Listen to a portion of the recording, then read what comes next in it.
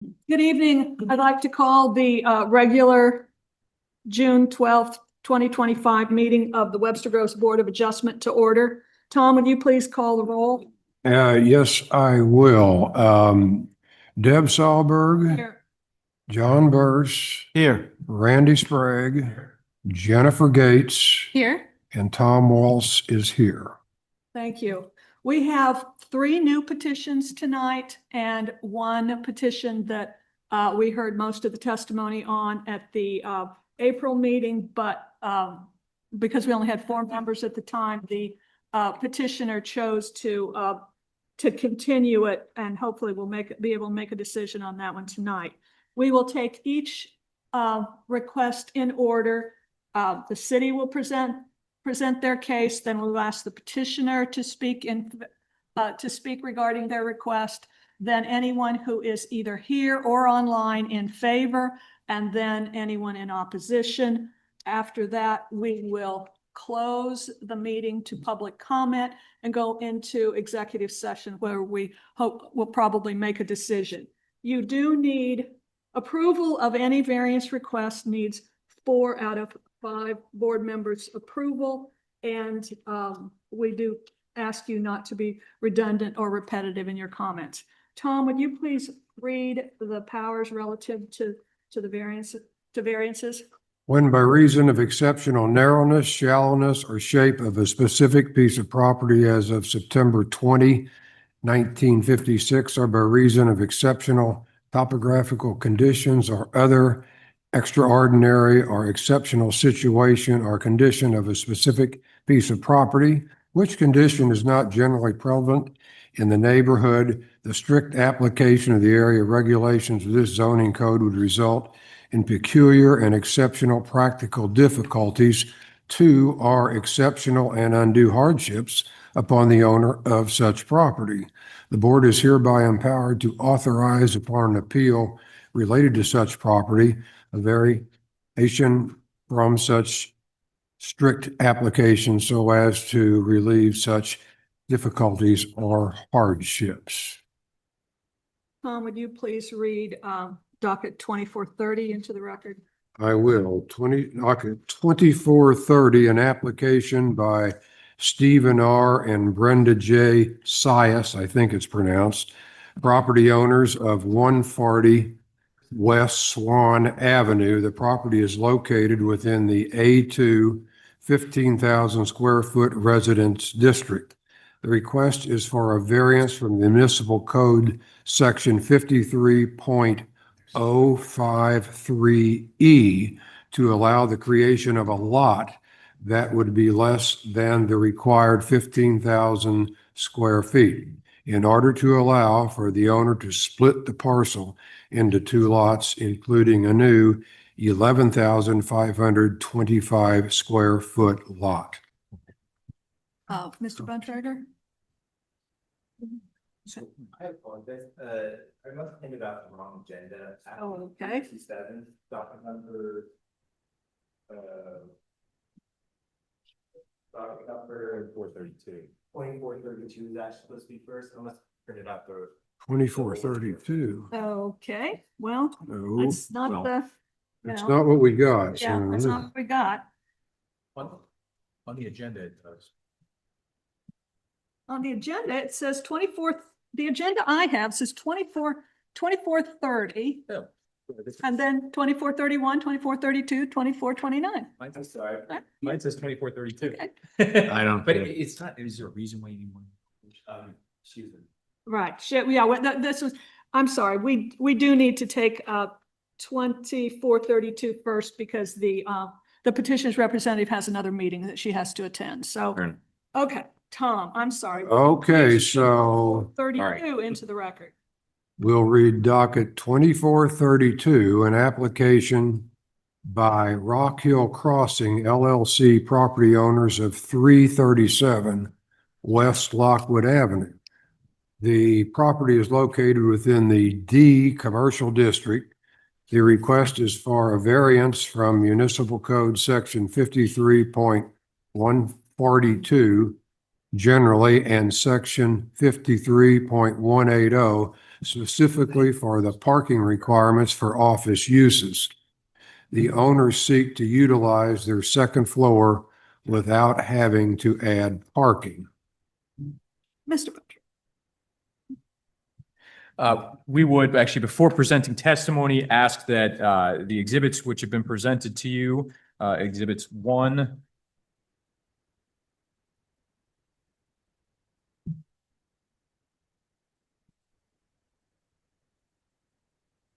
through 7, that are included in the packet, be made part of the record for the purpose of this hearing. We would then ask Elliot Liebson to be sworn in to give testimony. Do you solemnly swear that the testimony you're about to give is the truth, the whole truth, and nothing but the truth? Yes, I do. Oh, Thank you. Please go ahead. sorry. Could you please state your name for the record? Yes, Elliot Liebson. Are you employed by the city of Webster Groves? Yes, I am. What's your current position? I am the Director of Planning and Development. And generally, what are your duties as the Director of Planning and Development? To administer these board meetings, to manage the staff of the department and the activities of the department. Through your work with the city, are you familiar with 337 West Lockwood Avenue? Yes, I am. Is that located within the city of Webster Groves? Yes, it is. In which zoning district is it located? It is located within the D Commercial Zoning District. Are you familiar with the applicant's request in docket number 2432? Yes, yes, I am. What is it that they're requesting? They are requesting a variance of, what's the term? Relief from the parking adjustment requirements so that they can renovate the attic space of their facility to move existing employees up into the new office space. And what's the current condition, including the parking status of that property? They, as I will show in if you could put next slide, one more. They have 18 parking spaces, including some spaces on the east side that are actually city for the property next door. And they are supposed to have 19 spaces per our code. Is the 19 spaces for the second floor space as well? Yes. So it's just the one space that they're short. Mhm. So they need one more parking place. Yes. So the current conditions, does that include any sort of variance? They do not, that I'm aware of. And just to be clear, we're asking for a variance of 1 parking spot on that lot?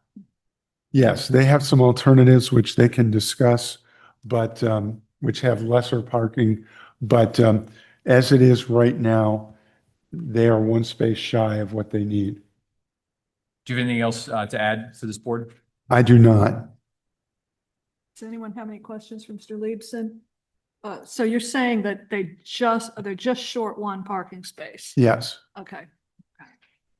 Anyone else have any questions for Mr. Liebson before we move on? So is there any place on their lot they could create another parking space? There really, no, there isn't. If you look at the picture I've got showing, they've got the one car horizontal to the others on the upper left. And that is because if they flip it around, the drive aisle, it will jut into the drive aisle. So they can't get a second space or a third space in that, where that horizontally parked car is. And there's really, Number 5. Number 5 is. yeah, Five. yeah. And they, they've got the dumpster there and they don't have any room on the other side of the parking on the left.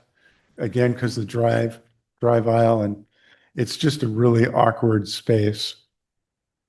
So on the west side of the building, I see 2 cars and no parking spaces. Is that part of this property? The On the west, left side, the west side, The the left west side. side. yeah, that is part of their property. And it is included. And you can't, I guess you can't see the numbers. Okay, so are there 4 spaces there then? Oh, but there must be. Okay, Yeah. all right. Elliot, does the parking requirement, is that a calculation based on the office space or excuse me, square footage that's being used in that building, or is it based off of the actual use? How is that calculated? It's calculated per the office. It's 300 square feet. One space for 300 square feet. And so how many square feet are they asking to be able to add as usable space? I don't have that number specific, but the applicant is here and they can answer that.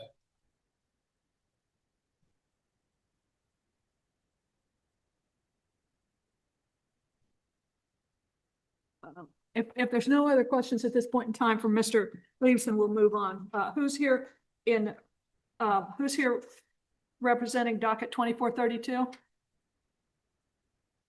Hello, my name is Tracy Collins with Formwork Architecture. Okay, please Thank- raise your right hand. Do you solemnly swear that the testimony you're about to give is the truth, the whole truth, and nothing but the truth? Yes. Thank you very much. Please go ahead. I'd like to clarify just a couple of items that were mentioned in the project introduction. The purpose that why we're coming before you this evening is because the business is looking to expand and use the attic space as usable space. Right now, that's a large volume underneath the roof that they would like to convert into conference rooms and move some offices up to give some breathing room down their main floor. Right now, they've got people in the hallways. It's just not safe for access and egress. So we're looking to expand to the second floor, which pushes us into this requirement to get new parking or additional parking. Within the property lines of this parcel, there's currently 0 parking spots that are code compliant. So Excuse me, I'm sorry, 0 parking spots that are, code compliant that meet the zoning Okay, so code they- and all are right. within the property boundary. So the parking spots at the north encroach the property line. And then the spots on the west side, you can see the asphalt a little bit, is a little bit different color. That's beyond their property. And then the spots on the east aren't within the property either, but there is an agreement that they can use those spots. So for this building, technically, there are 0 spots that are legal. but they have, okay, so. But you make accommodations with parking. You figure out a way to fit your car in there and work around it, which is what they've done. So if we were to be bound by the code to create parking for this additional space and the building that as it exists now, we would actually reduce the amount of spaces. And that's what I kind of showed in my drawings that show, Online. I've got it queued up. yeah. Slide. So there, you've got 2. So if we were to say, okay, you need to provide parking for this building within the boundaries of your property line, we would only end up in this option with 4 spaces that are legal, that maintain the drive aisle and meet the code requirements for the space sizes. And then there was a second option. I think it had 1 less spot. Yeah, so I tried to work with the different angles of parking that's allowed to see what we could fit. So we're hoping that this business has been here for years. This is a second generation of a family that has lived in Webster. They don't want to move their business out of this building. They want to stay here and be able to expand where they have their business established. And we feel like if we were to be held to the code for this parking requirement, it would hurt this area that's already struggling with parking to restripe this and be code compliant. So we're looking to seek some relief on that code and get a variance this evening that will allow them to expand into their second floor. So Mr. Bontrager had a question for Mr. Leibson about the Square foot. area on Yep. the second floor. We haven't designed it yet, but we're guesstimating around 2,000 square feet. And so that 19 parking space number that we came up with is accommodating that 2,000 square feet. The existing building as is would need 12 parking spaces.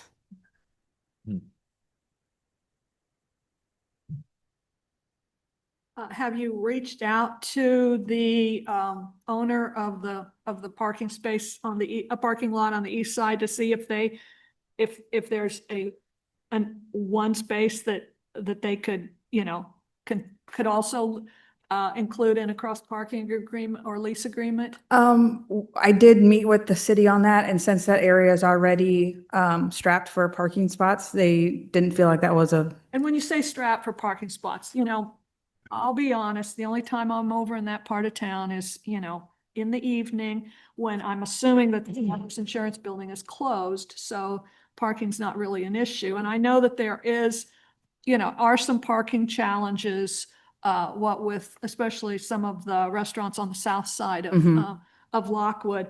But is the parking challenge a business day parking challenge as well?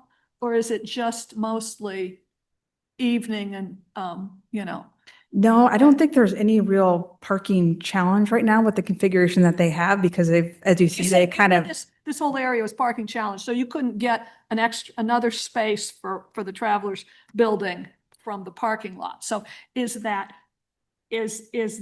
challenge, all the time, or is it mostly just evenings? I guess what I'm thinking of when you say challenge is, can we get another car in there? And yes, we can, because they just kind of figure out a way to make it work. That area off to the west, you could probably fit another car in there and figure it out amongst your employees. But that's not your property, that's right. Right, and we're already counting those in our count here for the 18 that we're using, even though they're not legal.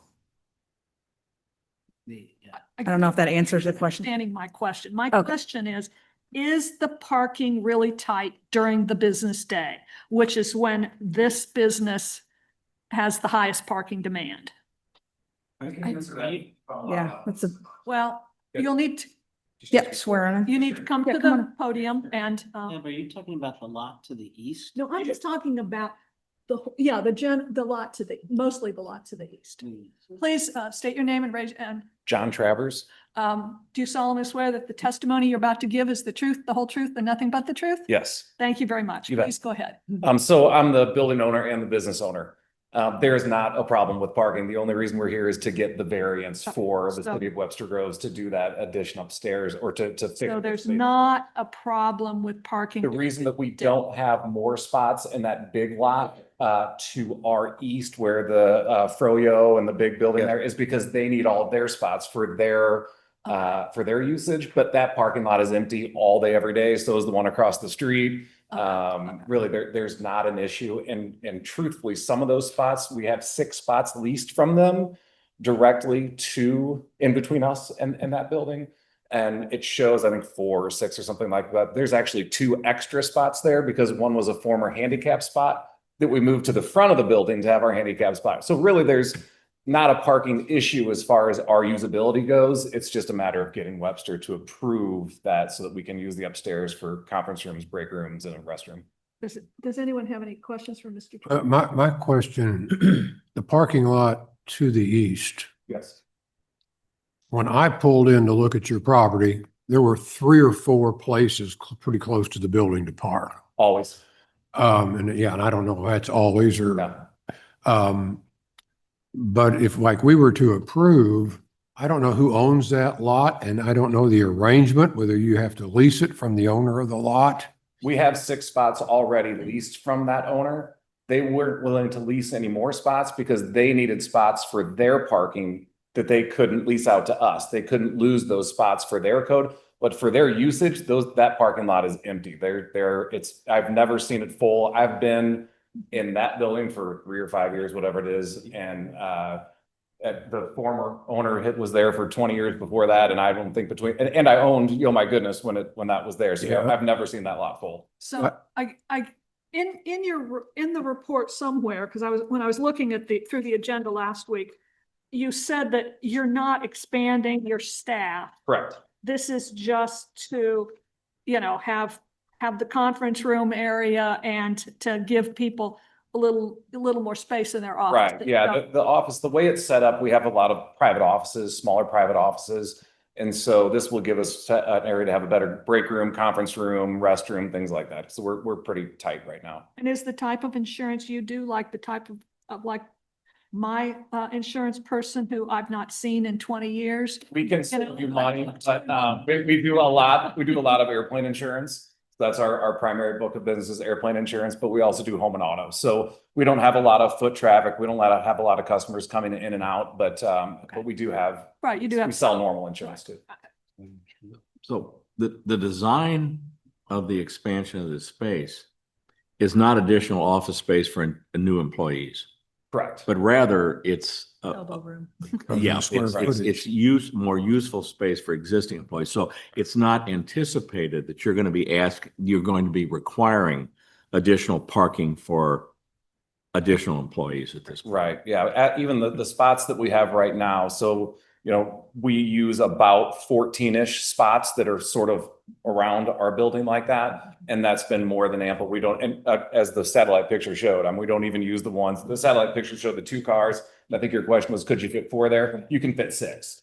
But yeah, we don't, so. Do you use your 19 spots or 18 spots? Are they used every day at the? So I think that there was a little miscommunication on that, but so we don't have 18 right now. We have by our count, it was It was like 18 if we. 18 count if what- we had, what- okay, yeah, so not 18 legal spots, but no, we Right. do not use them.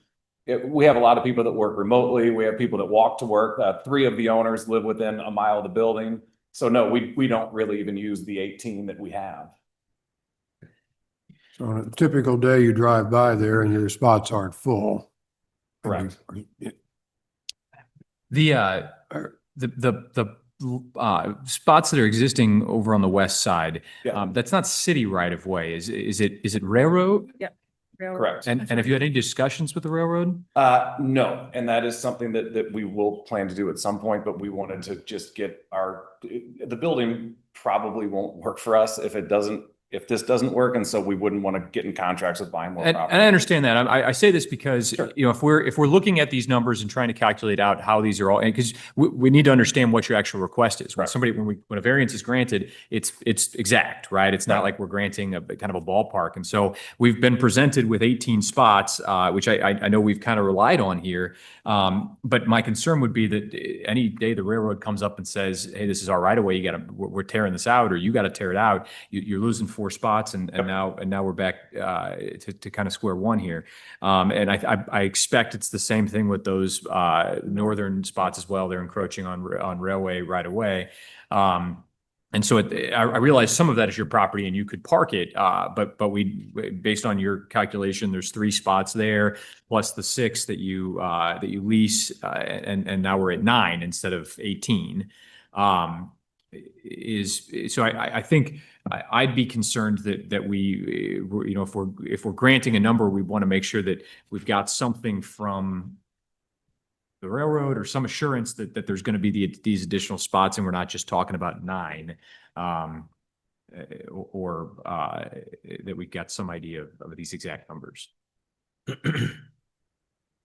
So would it be toward the variance that we could, I mean, because technically we could get up to the 4 spots that I had shown that are legal. So then we would be requesting a variance of 15 spaces? And I would just advise then the board that we need, if we're considering what their request is, we need to have a number in mind, right? So we've been talking about 18, but I want to make sure we understand that even if that 18 is not feasible, that's what we're talking about, or if we're talking about a different number, we need to be clear on that. Yeah, I mean, it looks like we're from Webster's code. It looks like we're asking for all 19 because technically we have 0. Right. So yeah, we don't have a single code compliant parking spot.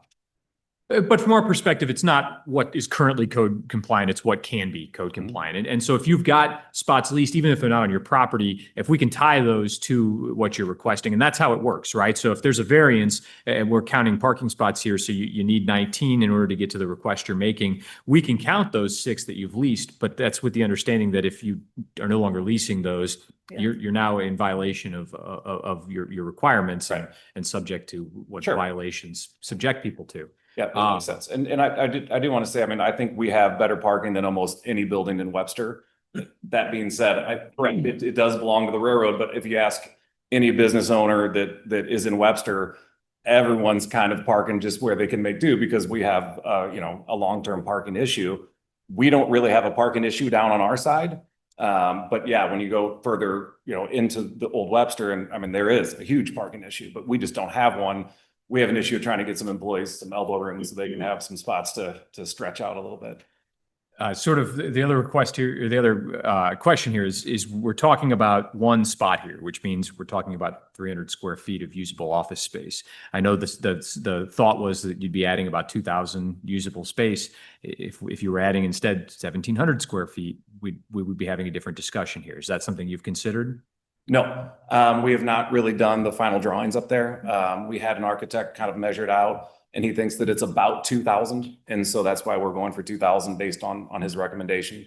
Okay. But yeah, that's where we came up with the number. And I understand that, but so you're asking for a variance from the code, right? And so variances are exceptional remedies, things that are granted because there's something odd or unique about the property, which is, I don't, Webster's full of odd and unique properties. Yeah. It just is. But in your specific situation, if this could be solved simply by adding 300 less square feet, would that be something you'd be open to? Well, the problem is that we have 0 spots. So Right. we're asking basically for a variance for all 19 spots because we really don't even have one. And I understand, but Yeah. you keep saying 0, but you do have 6 lease spots, right? Correct. And is it 6 or 7? You said- Well, so it's 6 on the 6, right? 1, 2, 3, 4, Yeah. 5, 6. Yeah. Yeah. I So thought you it's six. said one of them was a handicap spot. Right, so on our lease, it's the lease of 6 spots, but there is a 7th spot that they didn't count. And putting aside whatever your lease says, because that's not between the city and you, that's you and this other party. But so from our perspective, all we're concerned about is how many spots you have access to. And so 7. you've got 7 code compliant, Right. and you can add 4 code compliant without even having a discussion with the railroad. Is that accurate? Yes, So you're at least 6 plus 4, 10. 10. 6. So you're at least at 10. Yeah. And then depending on these other conversations, you could get up to possibly 18. Is that my understanding? Non-code compliant, like kind of how they're parking now, we counted 18. Well, you're saying code compliant. From our perspective, it's not just because you're encroaching doesn't mean you're not code Okay, all right, compliant, well, right? sorry, I guess I was trying to answer as correctly as possible. Yes, but yes, we can fit 19 cars right now, basically, yeah. My point is that you're not, it's not like these are improperly sized or something of that No, nature. but you can see them, I mean, Yeah. they're parked just fine. But you run into a problem where if the railroad wants to take them back, they can take them back. And so, but Yeah. what I'm saying is if we were to grant you one car of variance, just as a per se, you would need to then make sure you're maintaining those spots and get them from the railroad. That was the point of that entire thing. That's a different, that city's not involved in that, right? That would be something you would have to do. But back to my original question here is would you consider adding less office space in order to reach compliance? I guess my question would be, how does that work if we're already under? Like, Well, except that we're not Work not 12. saying you're It's not. under. You're asking to add an additional 2,000 square foot of office Correct. space. And no one in this room is, I mean, we're not the railroad saying you can't have these 4 spaces on the west side of the building and spaces 5, 6, 5 through 10 have to be, moved out of the railroad right away. We're not, that's Understood. that's between you and the railroad.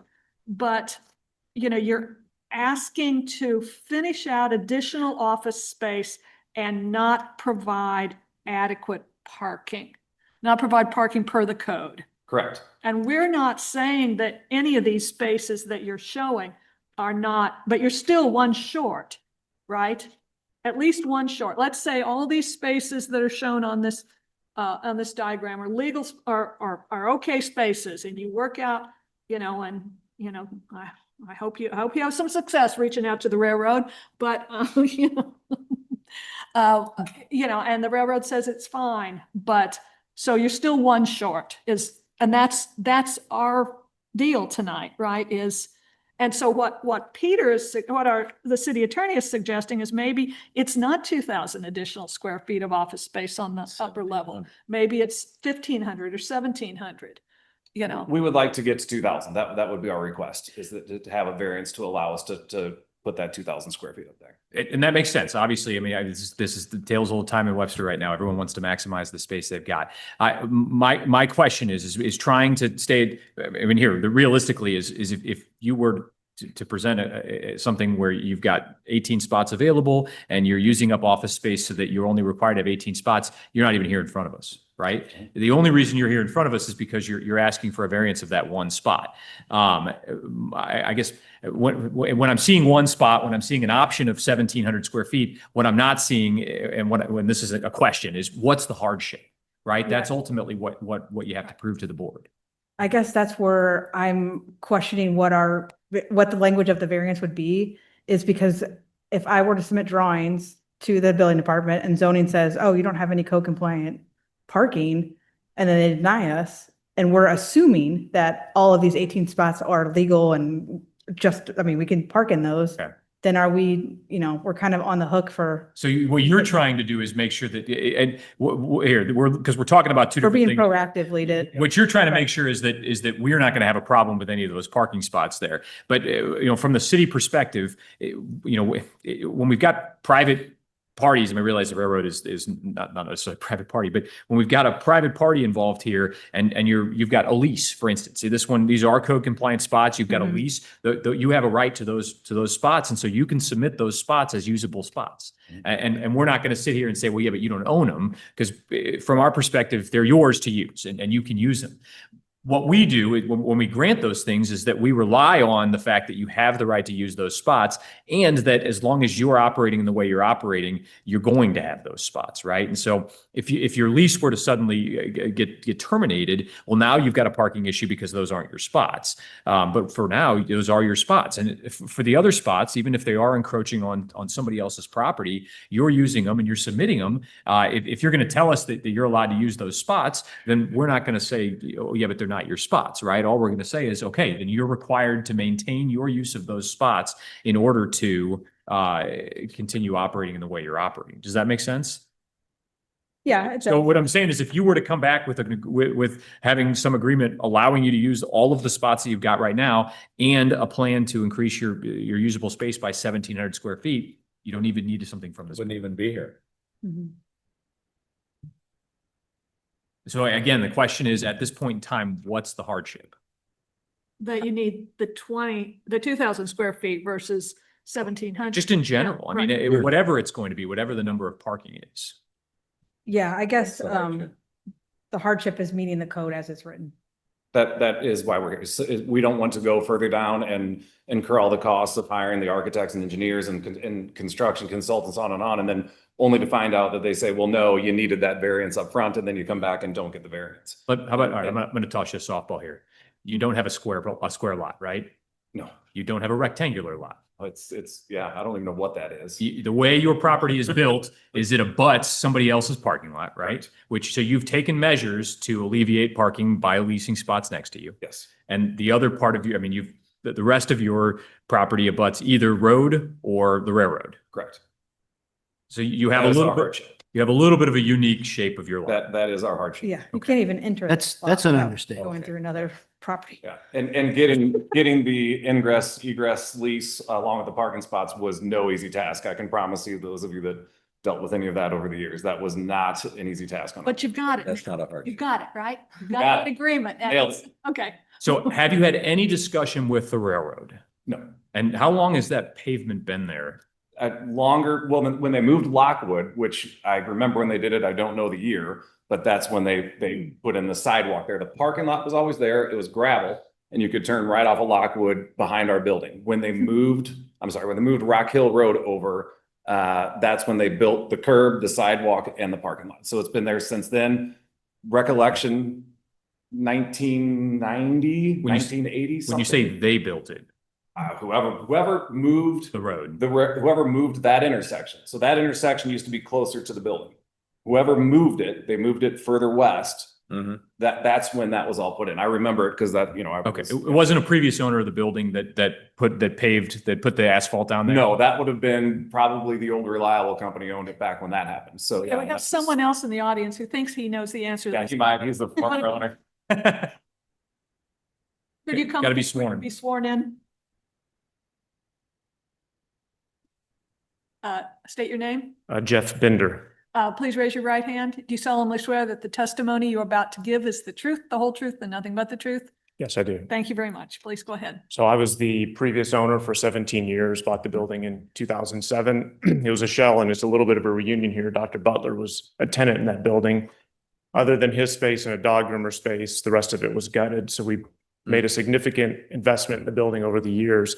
The easement is actually, I believe, a highway easement that runs along Rock Hill. That's not a railroad easement. The railroad is behind the building. So in order for that easement to be taken, you're going to have to widen Rock Hill Road, which I don't see happening. You can verify that, but I'm pretty sure that that's the case. The railroad easement runs alongside. You could see the property line to the north there.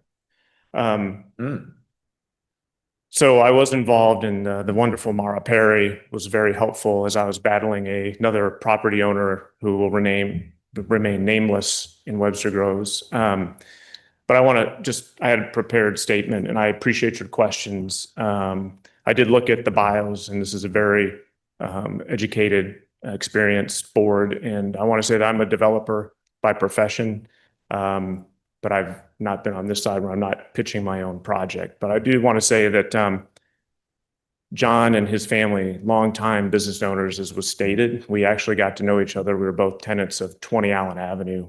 We bought the building that we're talking about here in 2007. And again, we made a significant investment, quite honestly, one that you're not going to get back in a sale. I purposely went to them. This was not marketed because I knew they would be a good steward for downtown Webster in that building. It's really a remarkable building. I don't know if any of you have been in it back when Dr. Butler was there or elsewise, but it's got a foot concrete block walls and it's steel frame construction. We also looked to go upstairs and we worked hard with Mara on that. And there was a way to get it done. And I apologize, I can't remember the square footage that we were doing. But there are a number of people who invested heavily in downtown Webster who are residents of the community. And I would like to say that this is more than a business proposition for the Travers family. They're going to invest money that they'll never see again.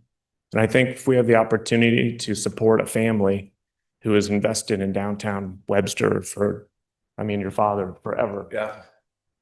This sounds like one parking spot, but I really believe coming here tonight, it's much, much more than that. Every employee that I hire or Travers hires or Dr. Butler hires is another person that's going to Straub's, going to buy their clothing at one of the retail stores. So I think asking them to not go forward with their plan over one parking spot and trying to reduce it to meet code tonight is maybe sending the wrong message. I think if somebody is a longtime resident, business owner. All right. Yeah. Thank you. Thank you very much. This is all, but I mean, we were really asking about when the building happened. So you're thinking that this is right away for Rock Hill Road? Well, excuse me. Yes, you were correct, but I think I wanted to make a statement on behalf of them and I was going to come up later and do that. So I apologize if I ran. So this is your statement in favor of this? Yeah. Okay, I'm sorry, I interrupted you. But I'm sorry, but if anybody else has questions about the building, about what we went through negotiating, we negotiated the lease and it was a long drawn out process because of said property owner. I think there are ways to get one parking spot if necessary. I'm also an investor in other businesses where we have gotten a lease and some of those leases are not adjacent to the actual property. So precedent has been set that you can go lease that space somewhere else other than adjacent property through Webster Groves. So, but I ask, it's one parking spot. This is a longtime business owner. But if you do have questions about the building or the lease, I'm here. I'll go back and sit down if you don't. Does anyone have any questions? Well, thank you. Thank you. Elliot or Joel, is Rock Hill Road city maintained? I'm sorry. Is Rock Hill Road city maintained or county maintained? No, it's county because that's what we're dealing with KVC. I'm looking at those lines when Joel was showing the parcel maps, and I'm wondering if the right of way for Rock Hill Road is drawn correctly. Because it's supposed to follow the pavement. Are you suggesting that the county parcel lines are inaccurate? I'm suggesting that on an. We're in favor of you moving that line. If you'd like to move the line, we're in favor of that. Papers out there, yes. I am suggesting that, Mr. Yeah. Leibson. Yeah, so I mean, that is really, I mean, the crux of everything is that, you know, we feel like not a huge ask for what we're trying to do. And so we would just like to request that we get the variance, are able to go and punch through the ceiling and put a set of stairs in and put a couple conference rooms upstairs. I'm going to ask one more clarifying, or absolutely. maybe series of questions, but clarifying questions. So knowing what we've talked about now, where again, your spots being used on your property or by lease or what, how many spots are you anticipating having access to or having use of for your property? 19. We think that we have consistently had use of 19 spots. We're only seeing 18. I'm sorry, 18. 18. Okay, so you're anticipating that whatever happens here tonight, your expectation is you'll have access to 18 spots. Yes, and then I'd also like to point out there is ample street parking. There's permit parking right on the other side of the old Reliable building. So there are other options. If we find ourselves down the road, some parking taken away, we do have alternate solutions. Also, the person that just bought the lot across the street, although I don't know if he's closed on it quite yet or not, has expressed an interest in allowing us to lease some spots there. But again, those are all kind of future things, but there are other solutions if someone comes back and takes away parking from us. So you are only asking for a variance of one parking spot. I think so. Yeah, the language on that is kind of confusing Yeah. for me, because if we say one spot, then we're assuming, like you said, we we got want, control. we of want a the- variance to be able to put 2,000 square feet upstairs. If you think that's one spot, then yeah, I guess that's. Well, that's what I'm saying is if Yeah. that's your request and this board were to grant that, it would be your obligation to secure 18 spots. So we would like a variance from whatever our code compliant spots are.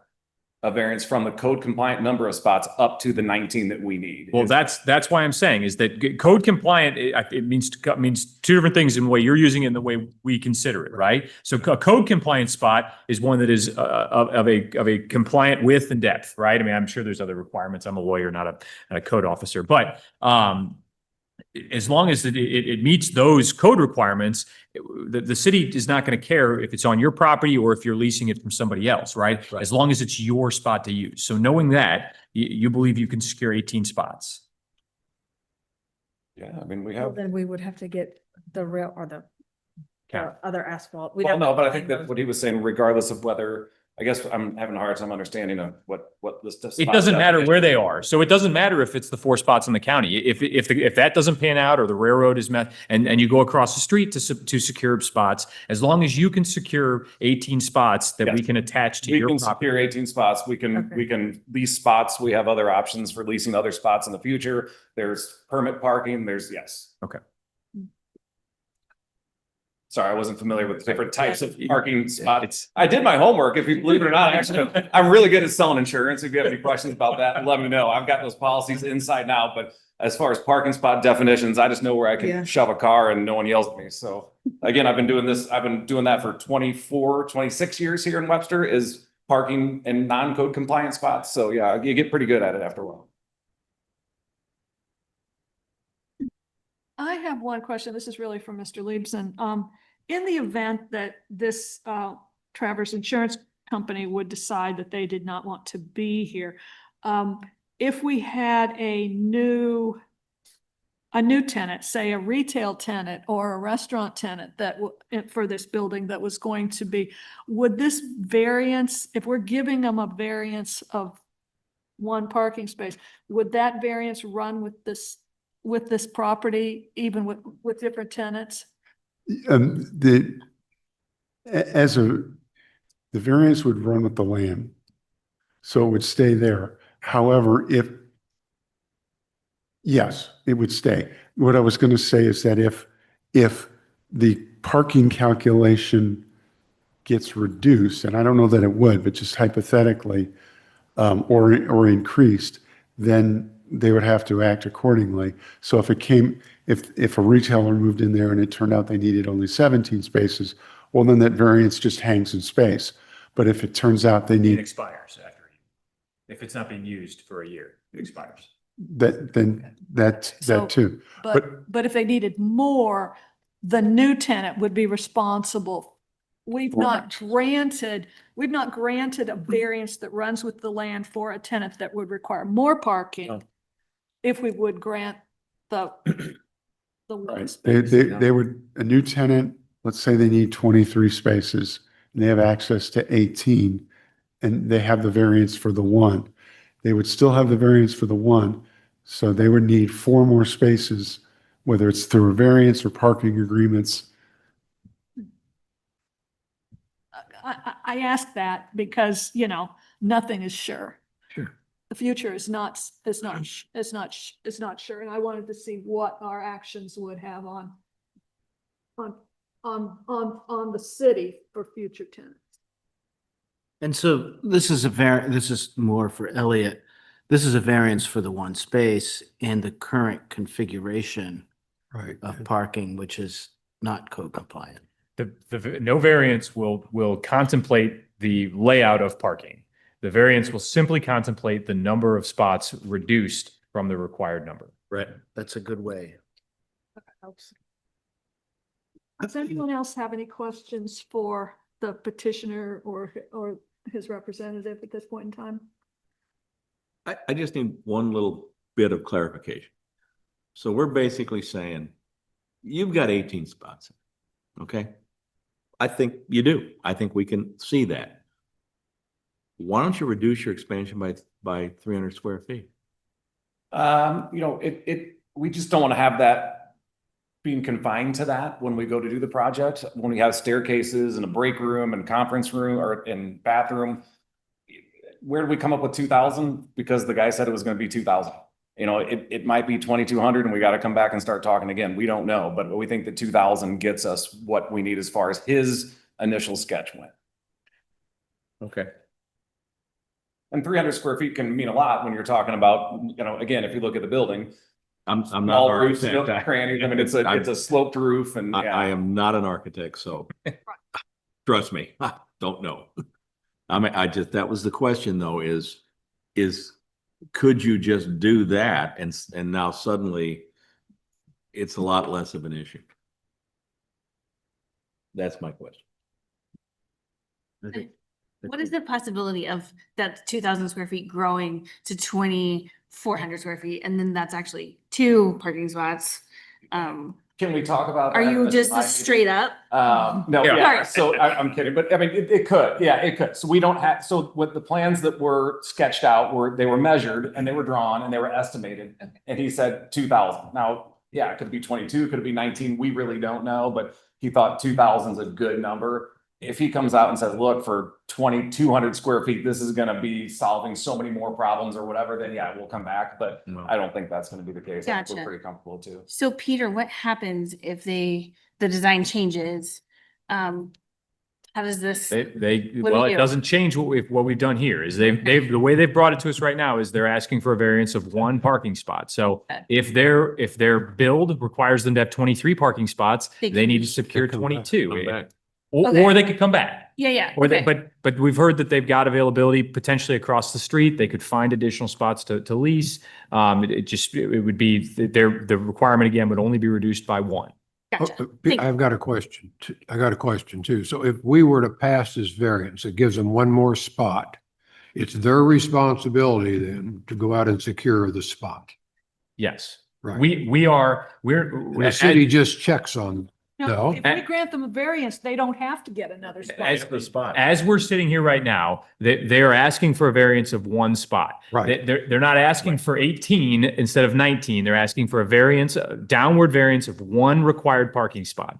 So if they're required to get 100 parking spots by the code, they secure 99, they will be in compliance They'll with be the in variance. So the motion will be a variance of 1 spot. From the required parking, From from the the parking required- requirements of the D district. Mm-hmm. Clear. All right. Does anyone else have any questions for the petitioner or for Mr. Leibson, or Mr. Bruntrager before we? Okay. All right. You guys can mix, unless you want to say something else. Unless you got something else to say. Is there anyone in the audience who would like to speak in favor of docket 2432 regarding 337 West Lockwood? Please come forward.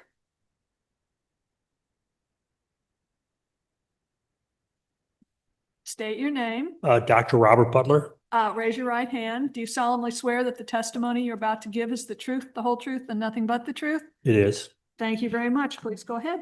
My name is Dr. Robert Butler. I practice at 127 West Lockwood.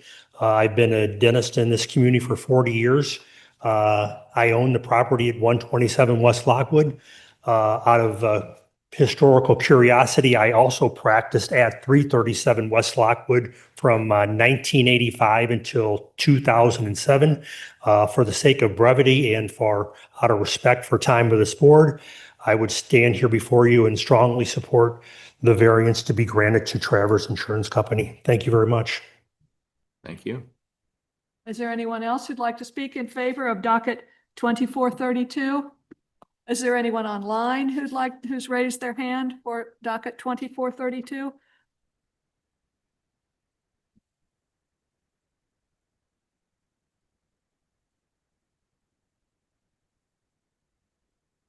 If you'd like to speak, please, on your online, please raise your hand, use the raise hand feature for this docket number.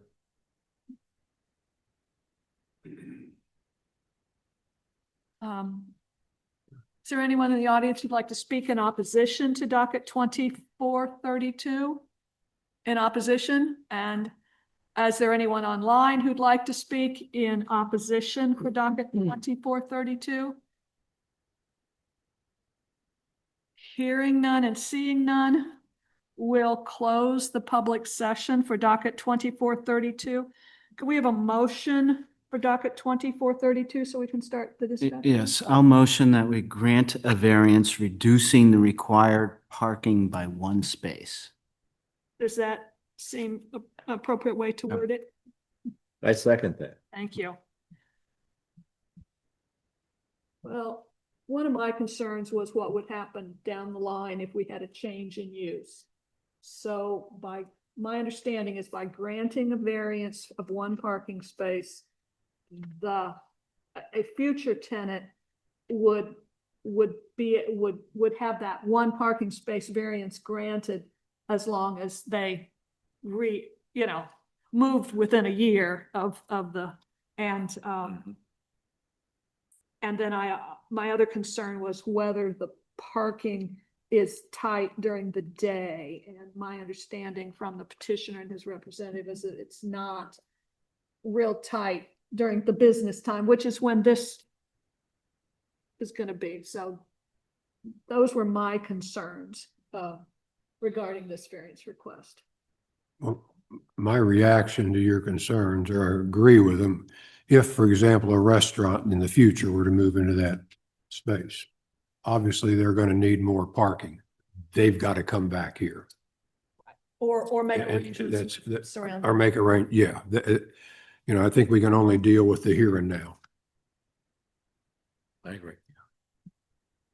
anyone else want to weigh in before we call for the question? Well, as has been noted, it's an unusually shaped piece of property. Shaped piece of property, and Let's get that in there so the counselor feels at ease. it's a shaped piece of property, and Which is a hard. and I think the issue along the west limits is, Mhm. possibly a hardship as well.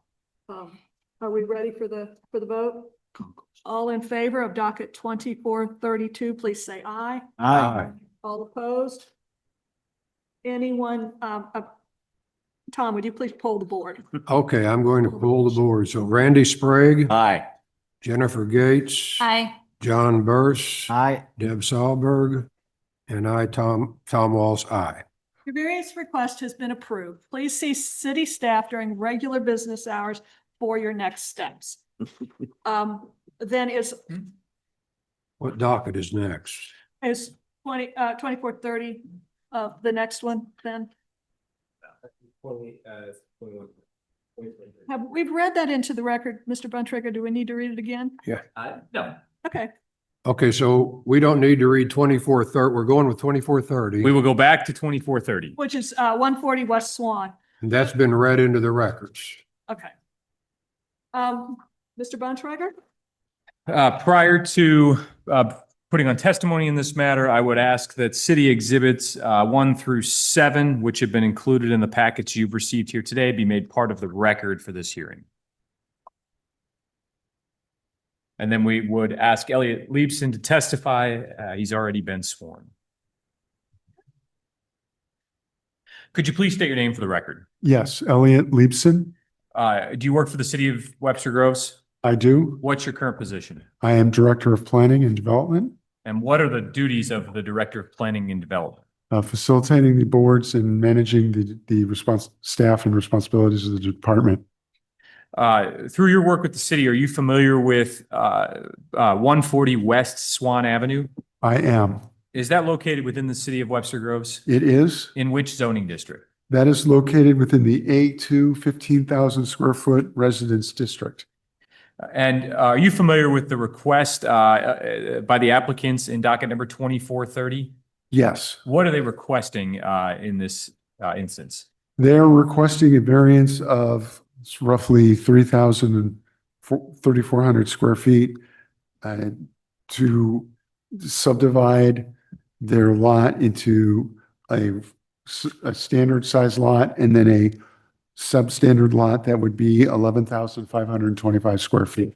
And from which code sections is that a variance? That is from section 53.053 subsection E. And I know this may seem redundant, but can you explain the current condition of the property? Yes, as you can see on the picture, it is, oh, wow, that's not, it is a house on a lot and there's space on the, I believe that's the west and the south side of the house on the lot that's open. One family, or one structure on the property? That is correct. Well, there's a house and then there's a separate garage.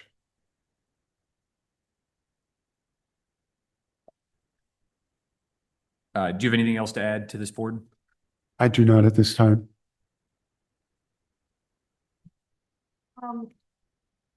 In the packet, the petitioners noted that there are a number of lots on the west side of Gray Avenue that do not meet the A1 15,000 square foot residence district. Those approximately how long of those? Approximately when were those houses built? Can you give me a I'm range? sorry. The houses that are on the west side of Gray that the petitioner has called out in his packet as being less than 15,000 square feet in size. Those houses have all been in place for prior to the zoning ordinance, right? Yes, I mean, the whole subdivision has been there. Better Easily, part of yeah. 100 years. Yeah, Yeah, we dealt with one house across Gray on a different issue here a couple months ago. Yes. Does anyone else have any questions for Mr. Leibson? So there's a very varied size of lots in, say, a 2-block radius of this lot in question, right? It looks like it to me.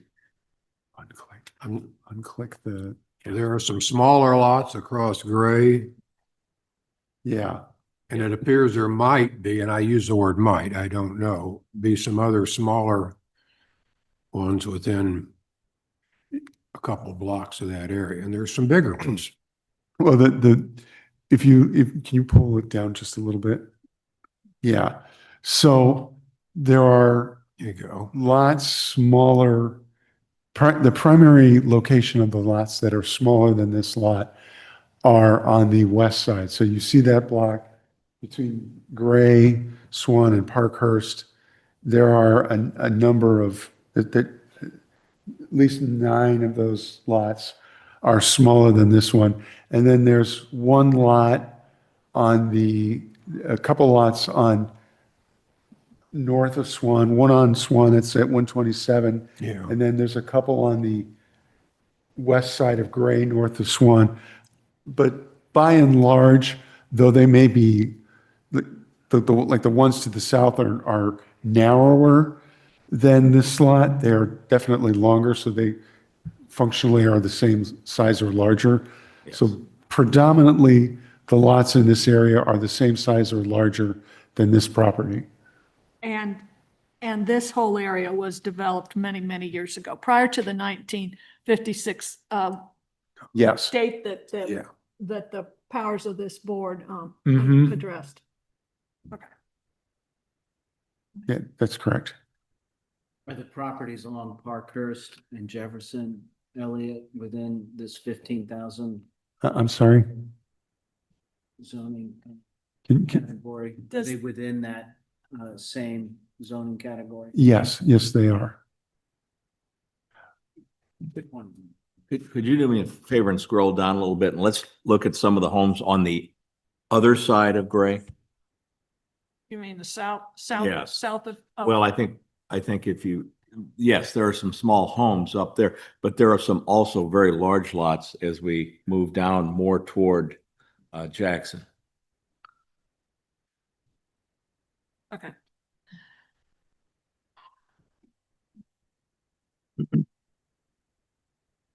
We ready to ask the petitioner to come forward now? Randy, are we ready to ask? the Oh, beg petitioner? pardon? Are you okay? I'm done. I'm Okay. sorry. Who's here in favor of docket 2430? I apologize. I didn't mean to hold up the No. proceedings. Just don't want to push anybody. No, I was looking at a picture. Okay. Hi, Hi, would you please state your name Steve Sias. and raise your right hand? Do you solemnly swear that the testimony you're about to give is the truth, the whole truth, and nothing but the truth? Do. Thank you very much. Please go ahead.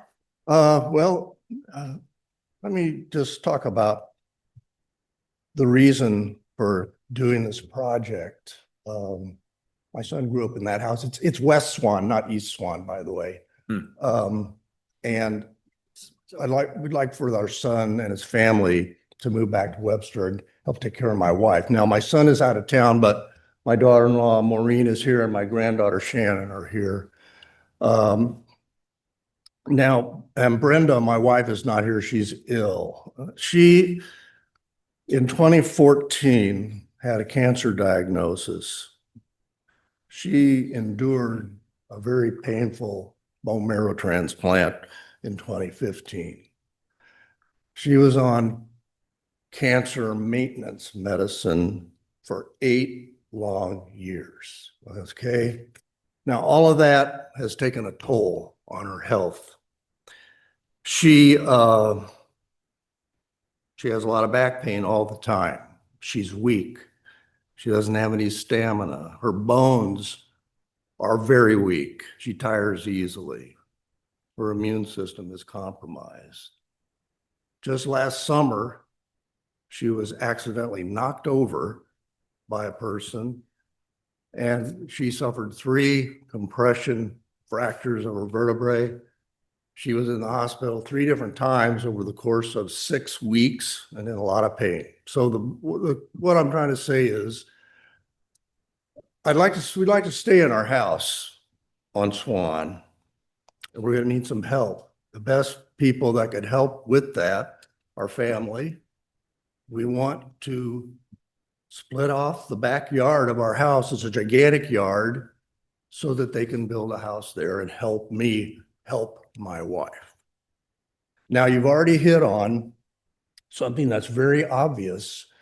There are a lot of houses in this upper part of Gray Avenue, right where we are, that are a lot less than 15,000 square feet, right across the street from where this property will face.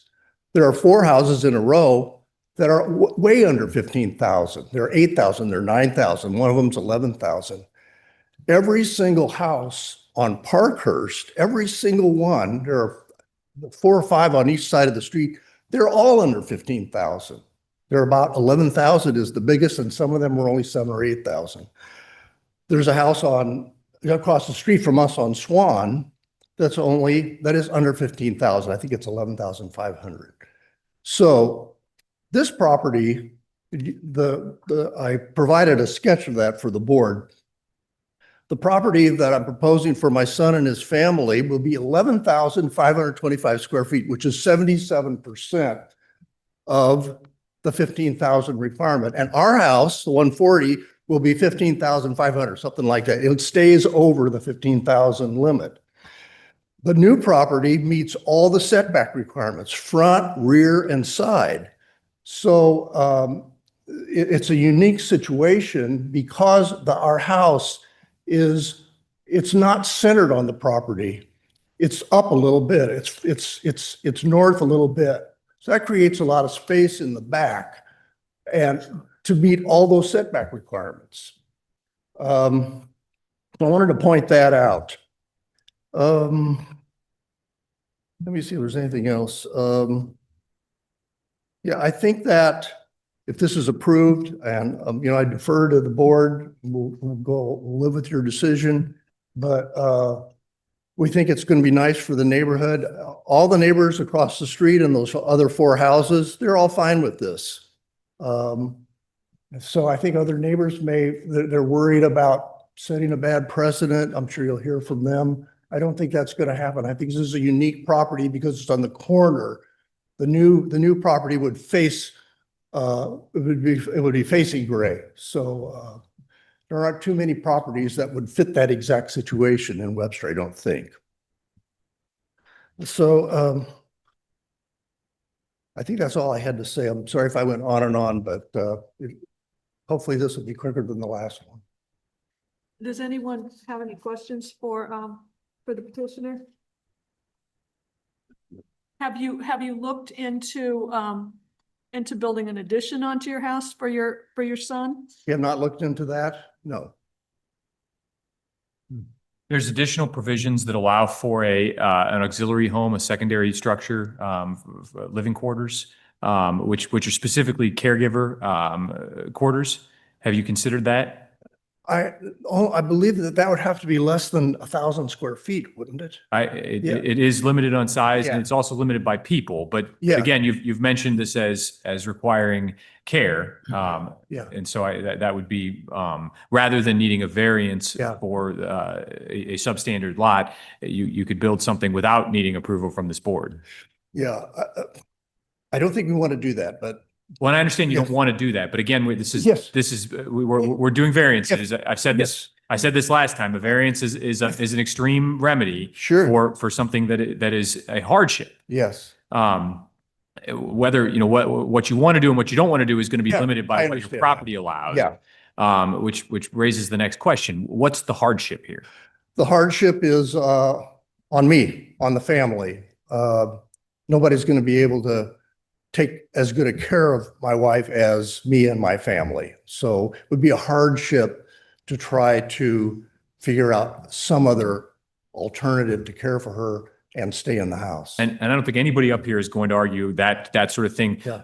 But I am going to advise them because it's their requirement to look at the land for hardship. So it doesn't have to do with owners or their circumstance. So that's right. The hardship itself, it needs to be upon the land. So we're not looking at the circumstances of the people. It does say a variance usually is that for that reason. So I'm saying this is an unusual situation. So the variance itself requires a hardship on the land. It's usually for things like unusual topography or shape or something of that Yeah, nature. I understand. But it can be other things as well. And so what we're looking for and what the board's going to require is to be able to find some hardship that you've presented that affects your land. I see.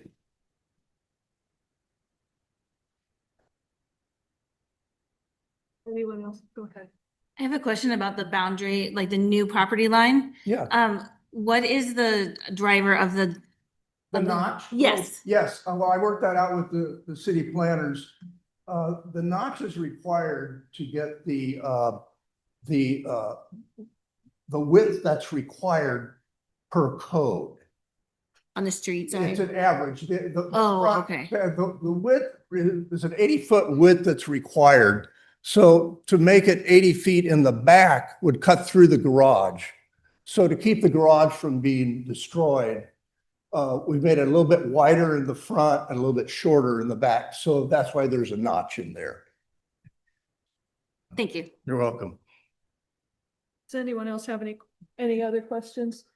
I would note that we did receive an email from a Patricia Dowd, in opposition, noting that the Oh, talking about the sewer lines. Okay, Yeah, there was a mistake in that email, you know. well, that's Yeah. not, I mean, Yeah, okay, if there was a mistake in the email, but we received an Yes. email. I just wanted to point that out.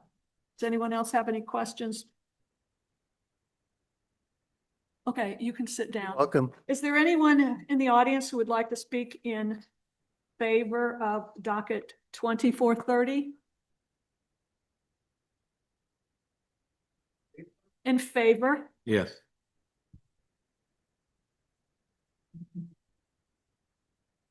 Hello. Okay, please state your name.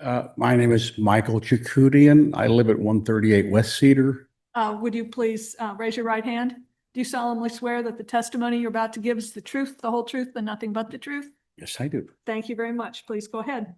Okay. Well, anyway, I have known Mr. Zayas and his wife for quite some time. And, but I happen to be in the real estate business for over 45 years. Okay. I started out with Gundaker Real Estate Company back in the day. And when I left that company, I was number 2 out of 2,000 selling houses. So I've sold lots of houses. I've looked at his request, and I've got a reputation in the business that to say things that are on my mind. So if I didn't think this was something that should be done, I would say, forget about it. It's just too stupid. But the way this property lays and the height of the property next door to the south, it's not going to have any kind of detrimental effect to the neighborhood whatsoever, as far as I'm concerned. And will not reduce, will not cause anybody's prices to go down or any kind of headaches for anything whatsoever. So I see no problem with this. And I think that the city should probably think about this in several different ways. I was here last year or so ago when they tried to build 1,000 units of apartments down there. That was going to be a problem, okay? But one of the arguments that the developers had was we're trying to get more people into the neighborhood. Now, there's a lot of lots up here and demographics are changing. People are getting older. People might want to have mother-in-law houses built in the back or switch back and forth or whatever. This is a perfect situation for that to happen. And I think that if it was something different or the property laid differently or whatever, you know, somebody could complain about it. I don't see any complaints in this. And they do have a hardship. Now, what is he supposed to do? Pick his house up and move it over? That could be hardship. They lift his house up, move it over a little bit to give him a little more space for the house in the back. So I just think that the board should have some empathy in this situation and say, look, okay, this is what's happening here. The man's been here for 40 years. They like to do this. They want to do this particular way. And I don't think it's going to hurt anybody. That's my opinion on the thing. And, you know, like I said, I've been doing it for a long time, and I don't think this will cause any kind of problem in the neighborhood whatsoever. Basically, because there are a lot of other houses, and my house is only 12,000 square feet. I'm a block away. So, you know, we don't have a problem with that. And his situation is even better than mine. So that's all I've got to say about it. Thank Okay. you very much. Is there anyone else who'd like to, in the audience, who'd like to speak in favor of docket 2430? Is there anyone online who'd like to speak in favor of docket 2430? Is there anyone in the audience who'd like to speak in opposition to docket 2430? Please come forward.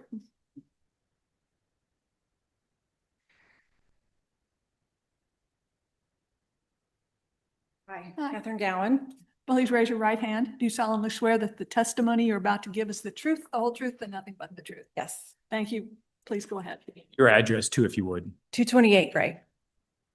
So I really hate being here, not only because I can't speak in public, but also because I really love Steve and Brenda. They are amazing people. They're great neighbors. The reason for wanting to do this is really wonderful, but I need to take the emotion out of it and think about if it was a developer trying to do this, it would not be okay.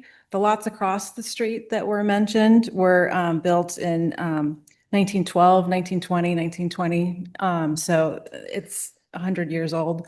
That side of the street is not in the historic district where our side of the street is. So there are a lot of other hoops that have to go through. You have to consider that.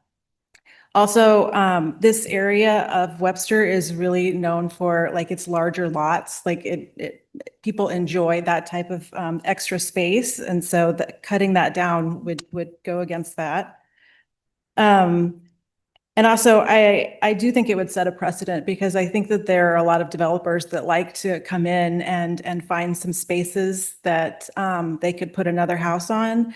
And so I don't think that's a great idea because we like our neighborhood the way it is. And as much as I would love to support them, I just have to take the emotion out of it and think about what it would be best for the neighbors.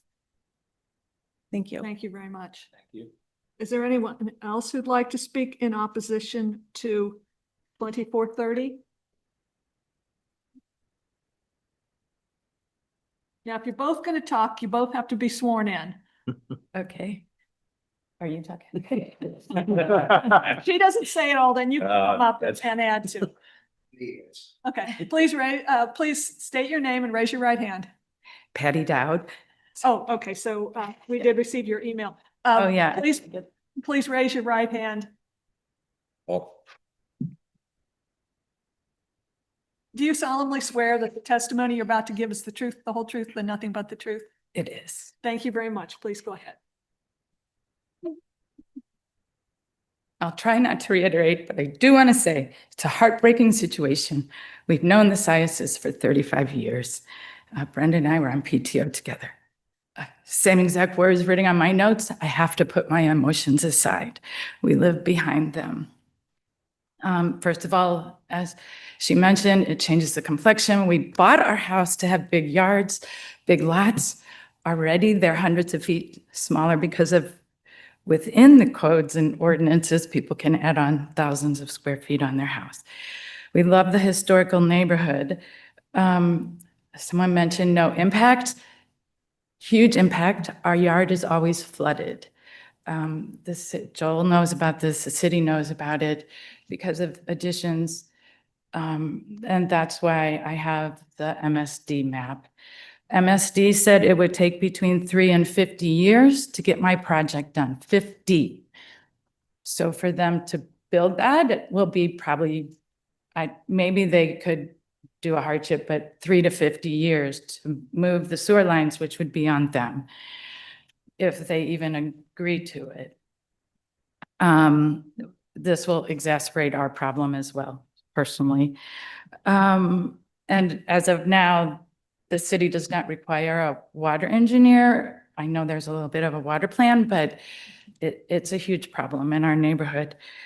And there'll be more concrete, less grass, less trees. Less trees is huge to us.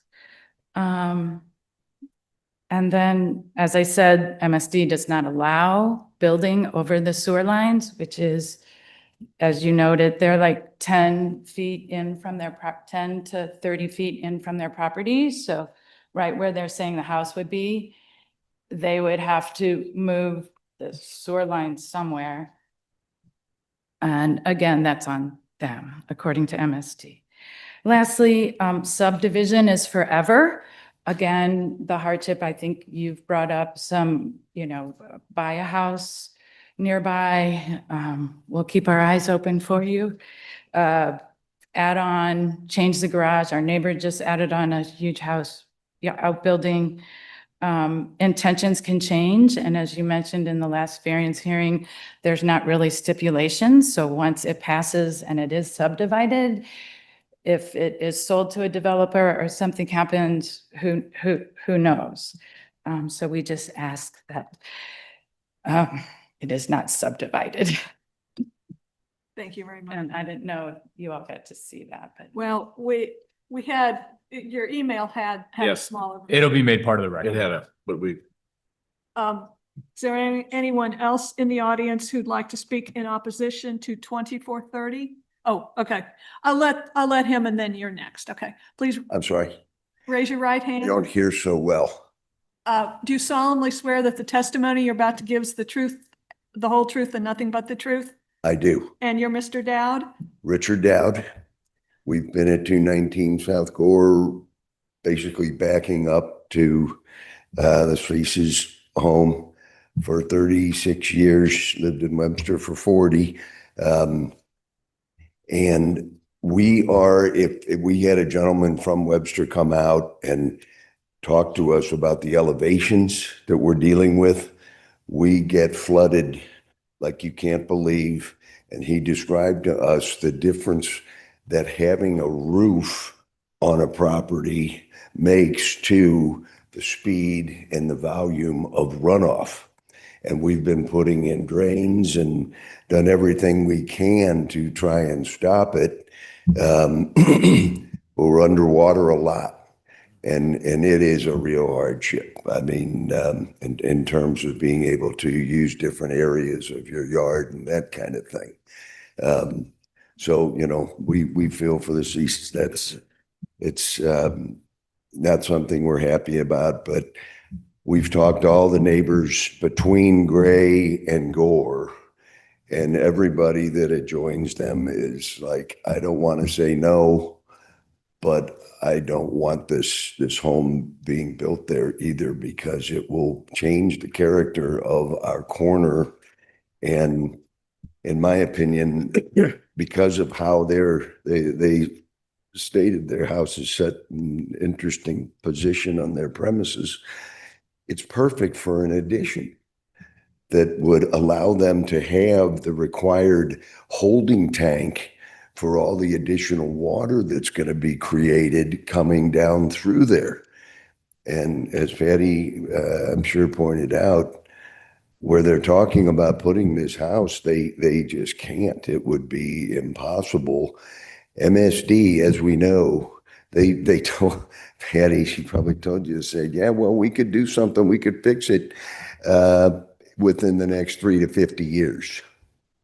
I don't have 50 years. Thank you. Thank you. Ma'am, you wanted to speak in opposition? Please come forward.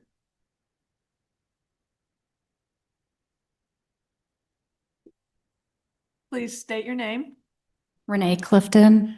Raise your right hand. Do you solemnly swear that the testimony you're about to give is the truth, the whole truth, and nothing but the truth? I do. Thank you very much. Please go ahead. So I'll be quick because everything that's been said would be repeated, basically. I live at 300 Gray, next to the Gowans. And like everyone here, I haven't lived here 3 decades. We've been here since 2016. We bought our lot, the lot essentially 2013. We demoed, we built, and then we moved in 2016. And like everyone before me, they've been the most kind, lovely neighbors, welcoming as I could have hoped for. And, you know, I'm not even directly next to them. Incredibly nice people. I feel for their situation. I can relate to it. My mother-in-law ended up in, you know, my sister-in-law's basement. My mother may be at my house someday living with us. But although I haven't lived here longer than 2016, I've been in here, the community, since 99. I teach here. It's a lovely place. There's no place I would have wanted to buy a house, let alone build it and have my family here. But what drew us was the big lots on Gray. And to say that it's easy to build in Webster, it's a nightmare. But that thing is also the best thing about it, because it ensures the community stays the way we want it to stay, and it protects the integrity of areas like the historical area. I think the city saw a need when they put that code in place. I think that need still is important to maintain the integrity of that area. And I'm thinking of my house now, but I'm also thinking of my house as an investment, you know, when I want to sell it 30 years from now. I want it to still be the same desirable area that I fell in love when we bought and built here. And for that reason, I think that code's important. Thank you. Thank you. Thank you. Is there anyone else in the audience who'd like to speak in opposition to docket 2430? Is there anyone online who'd like to speak in opposition to docket 2430? Okay.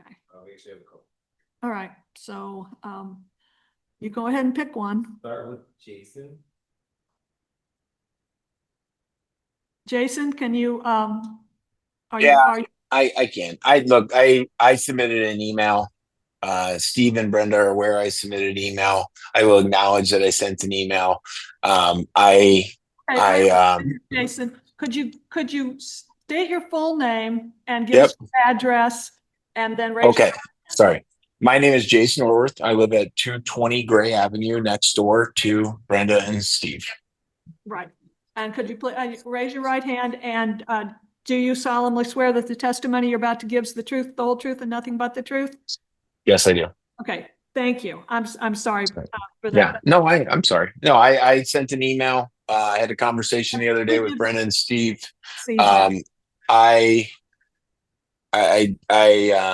like everybody. I couldn't think of better people than Brenda and Steve.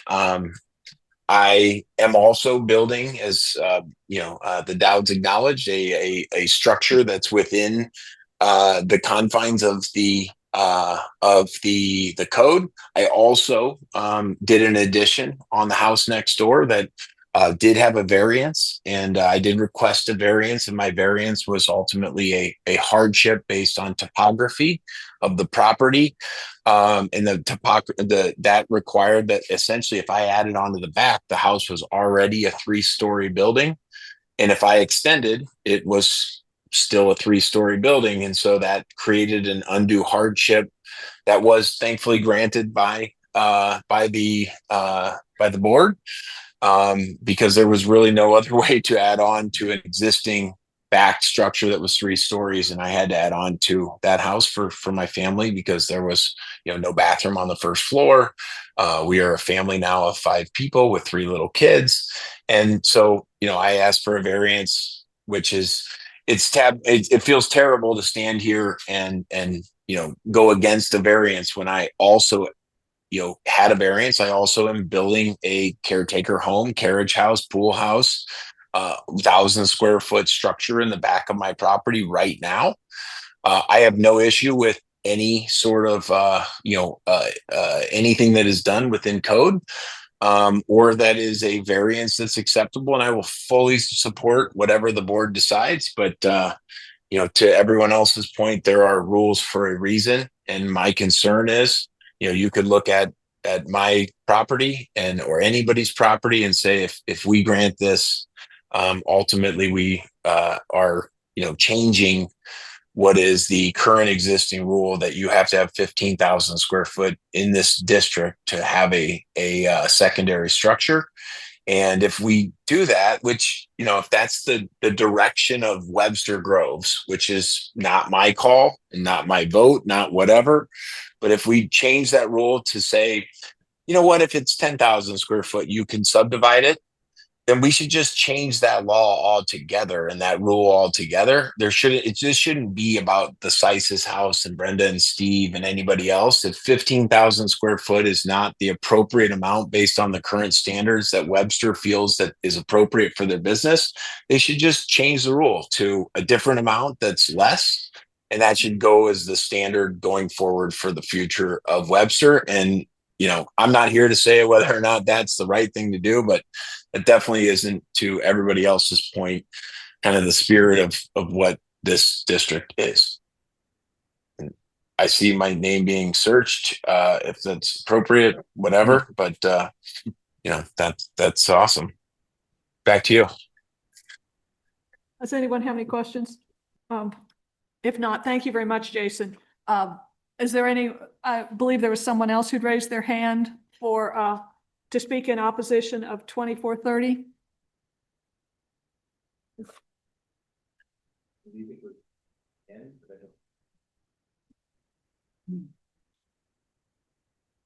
Oh, Ann, I saw Ann's hand come up again.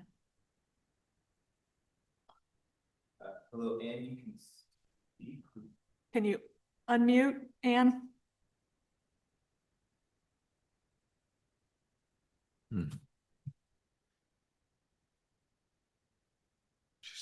Okay, is there anyone else online who would like to speak in opposition of docket 2430?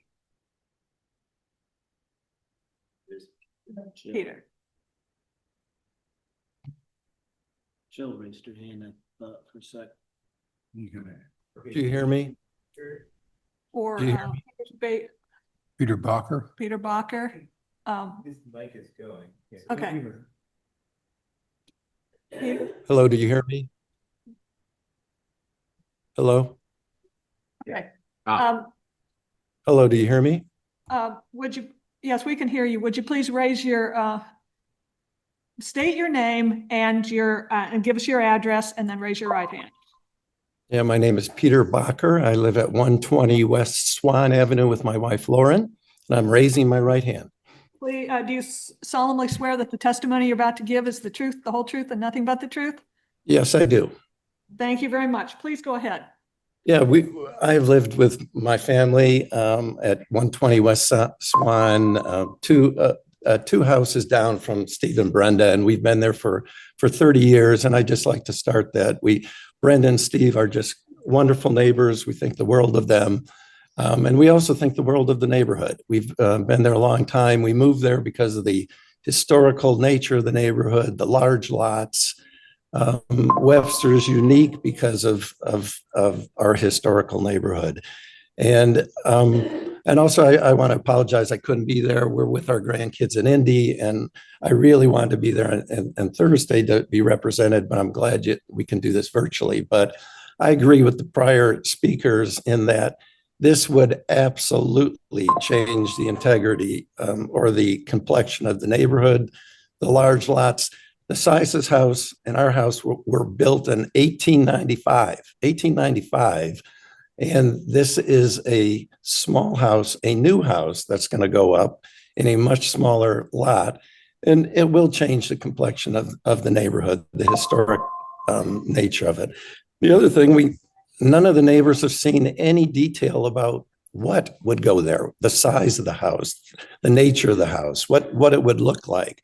And so despite, we just don't have any of that information that's going on. And it's a subdivision that it's going to divide the lot.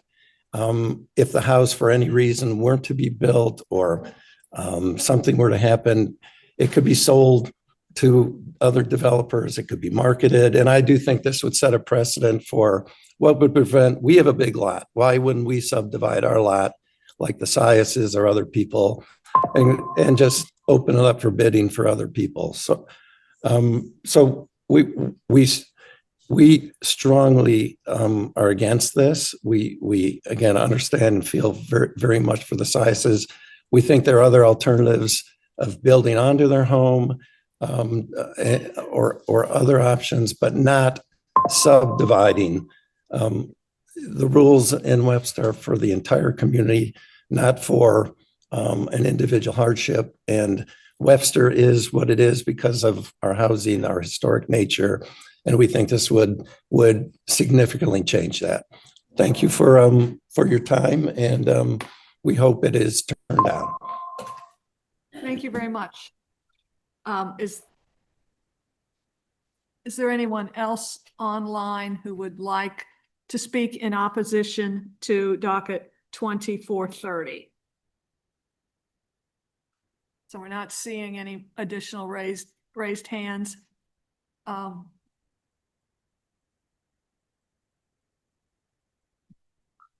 there's no one else in the audience who'd like to speak in opposition for docket 2430. Hearing none and seeing none, we'll close the public session for docket 2430. Could we have a motion regarding 2430 so we could move into executive session, start discussion? Okay, I'll make a motion that we approve the request for a variance to allow the creation, the lot at 140 West Swan to be subdivided into an 11,520 foot lot. I'll second that. Anyone want to start the comment? I'll start it. I will say I've been listening for a hardship. We have to put personal things aside. This is about the property and a hardship. And be quite honest, I really haven't heard anything.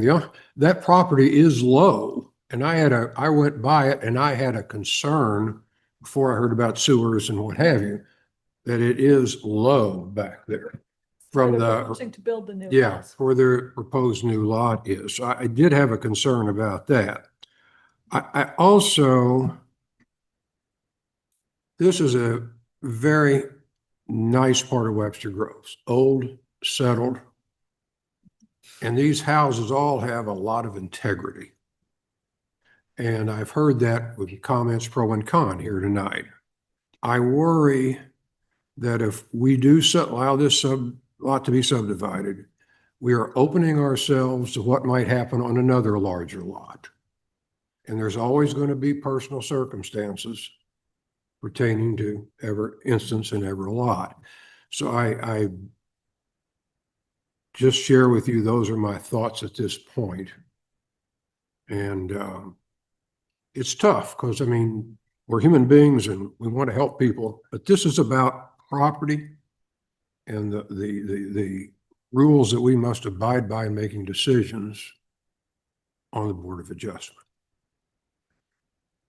I also have serious concerns about this. I believe that a lot size variance is, you know, I know we've doubled the rate of use variances within the last year, you know, over this board, but I have serious concerns about a lot size variance. I believe that, we've had a number of speakers who pointed out that this is this could set a precedent, and I believe it could set a precedent. And I believe that the zoning should prevail and that a lot size variance is not appropriate. Anyone else want to weigh in before we call for the question? I would agree. This is, to my knowledge, and I do not live far from this area. I live very close. This is the third time this has come up in my experience, in my living in my home for 37 years. Third time. One of them involved my property. And in all cases, I said no, because I think this is part of the integrity of the community in which we live. I think when you make a variance like this, you open the door to many, many more variances that you really don't want to do. And I have to say, this is the hardest one that I've ever had to deal with, because I think there's some real concern here. But the kind of things that are hardships that we can deal with are not those that you have.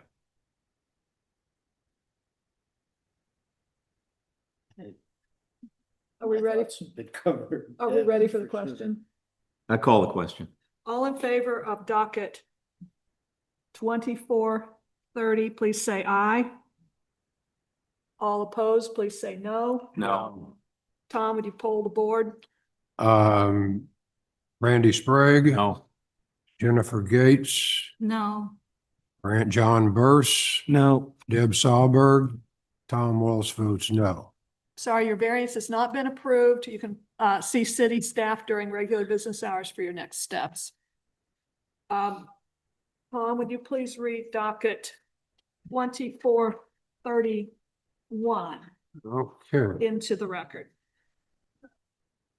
This is docket 2431, an application by David Kimball and Laura Arnold, property owners of 101 Mason Avenue.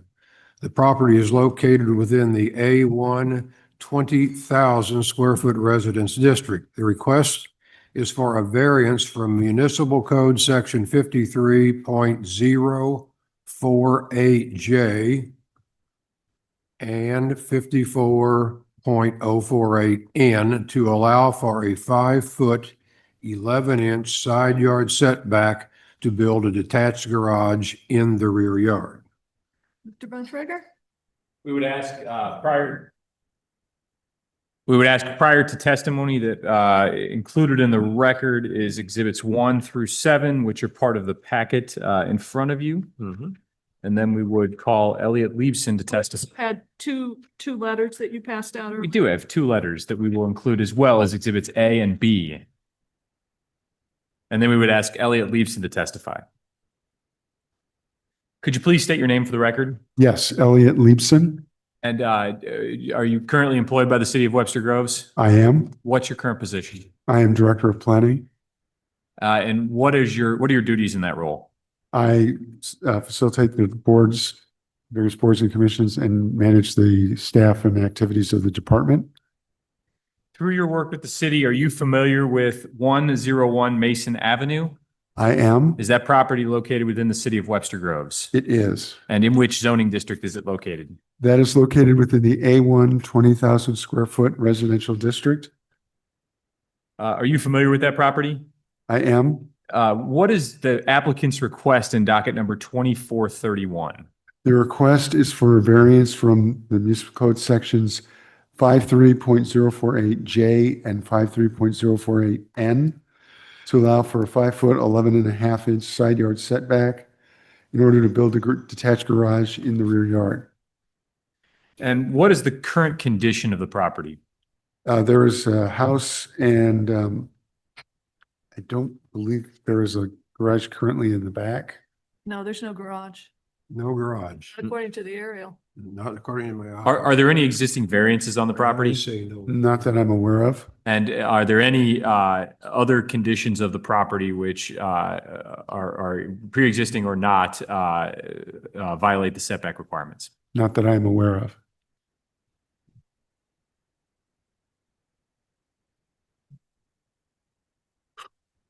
I have nothing further.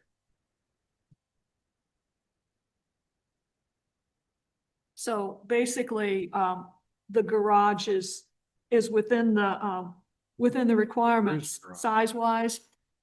Yes. So the code accessory structure code requires that any exterior structure that's 672 square feet or larger and or 12 foot or taller be 12 feet from the side property line.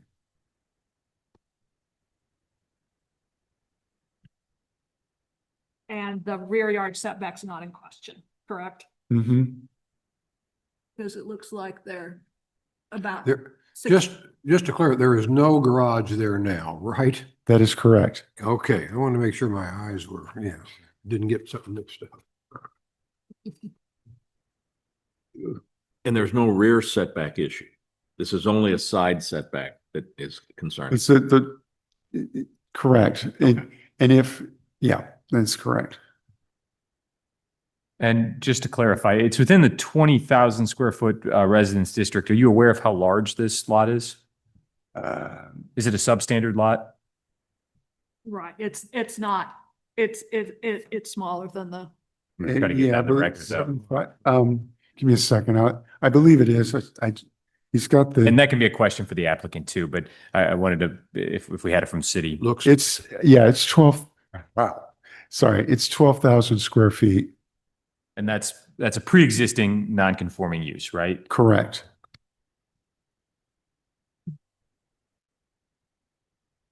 Any other questions for Mr. Liebson before we get the petitioner here? Who's here who's here representing docket 2431? Good evening. My name is Mike Killeen. I'm the architect. Please raise your right hand. Do you solemnly swear that the testimony you're about to give is the truth, the whole truth, and nothing but the truth? I do. Thank you very much. Please go ahead. Well, I wonder if there's some misunderstanding on this because we submitted this garage in a different form earlier, or at least we designed it. I don't know if we submitted it to you all, but we are at 672 square feet. So is it just the height that we're off on? Yeah. It's Okay. So I would say the hardship is the design work of Charles Eames. Because what we're trying to do is replicate that beautiful roof that he put on that original home. My grandmother used to live in that house. Anybody know Ruth Killeen from way back in the day? Anyway, she used to live there. And so he did a hip roof, and we're trying to replicate that while still getting cars in there. So yes, to the top of the ridge, I'm at 14 feet, but the average roof height is probably closer to 12. And it's going to diminish as it goes up. It'll disappear, but it will match the architecture of the existing home, or at least try to to pay homage to it. And we feel that, we could easily meet these requirements by going with flat roof, but it wouldn't look right next to that. I mean, this is an historic home. It's a treasure of Webster Groves, and we're trying to put up something that meets that. You said Eames, right? Charles Eames, yeah. Yeah, 101 Mason. But joking aside, the other hardship is if we were to have to be following that 12-foot setback, it would eat up a lot of the backyard. And so we're trying to keep the building as far to I think it would be the south property line as possible in order to maintain some yard in that way. So the hardship would be size of yard and also location of the house. They put it, smack dab in the middle of the yard. Had they put it a little bit over to the right, we'd be fine. But we kind of have to duck around the house to meet that 12-foot setback. So it's not the end of the world, but it's eating up a lot of ground. This proposed garage is larger than a standard two-car garage, correct? Just slightly. Yes, ma'am. It would be, we're at 672. So the standard, I think, is sort of what you guys call for in the minimum of your code, which is what, in the 400 range? So I think the minimum you all call for is a 22 by 22 foot 6. So we're a little bit larger in order to just handle the things of life, bicycles, lawnmowers, that kind of thing.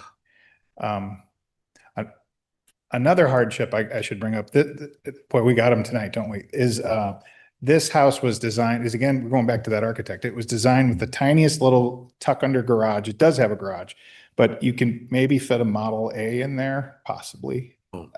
Very tiny. So a garage is needed for this. The owners would like to have one to keep their cars out of the weather. So, because the basement garage is unusable. Okay, so the basement garage is part of the existing residential structure. Yeah, original to the home. Yes, ma'am. Would that space lend itself to the storage items you described?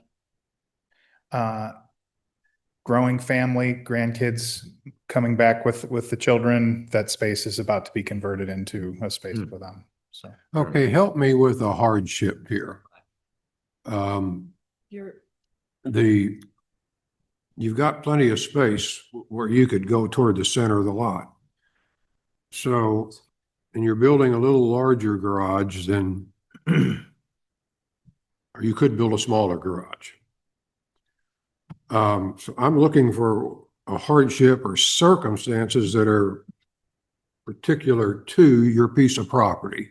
So, but and you're saying, well, I want to have a bigger garage, or I want to, And I don't want to use up and I don't want to use up my backyard. the 6 feet of Yeah, backyard. so you'd have to come basically about 6 feet towards center here if you didn't have a variance. So think that through for me. I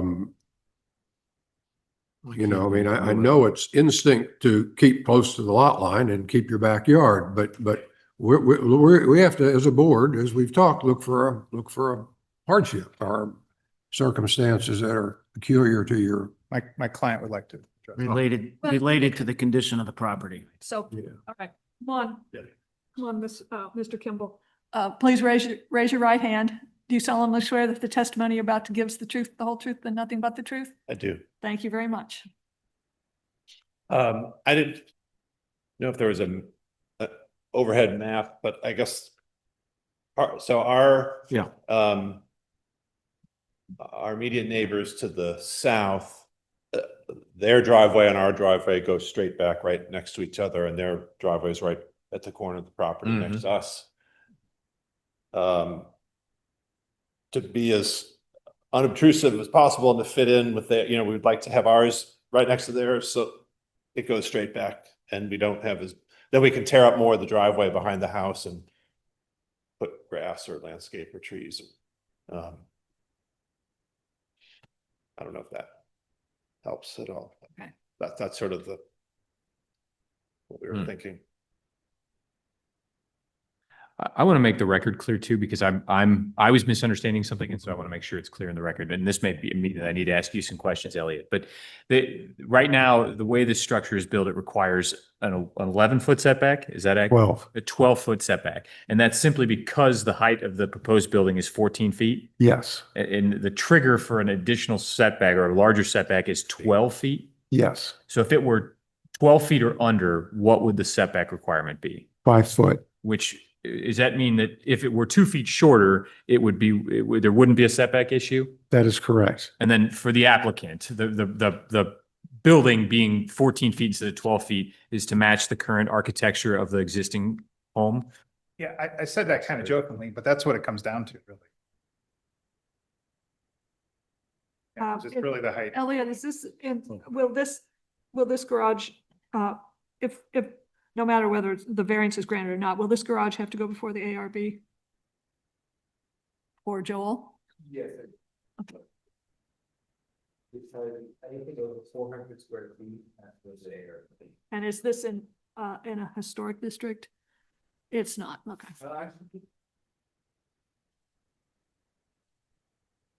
Are the signs brown? Are the street signs brown? Are the street signs green? Okay. I don't think it's, Is that how you tell? I think you're Well, okay.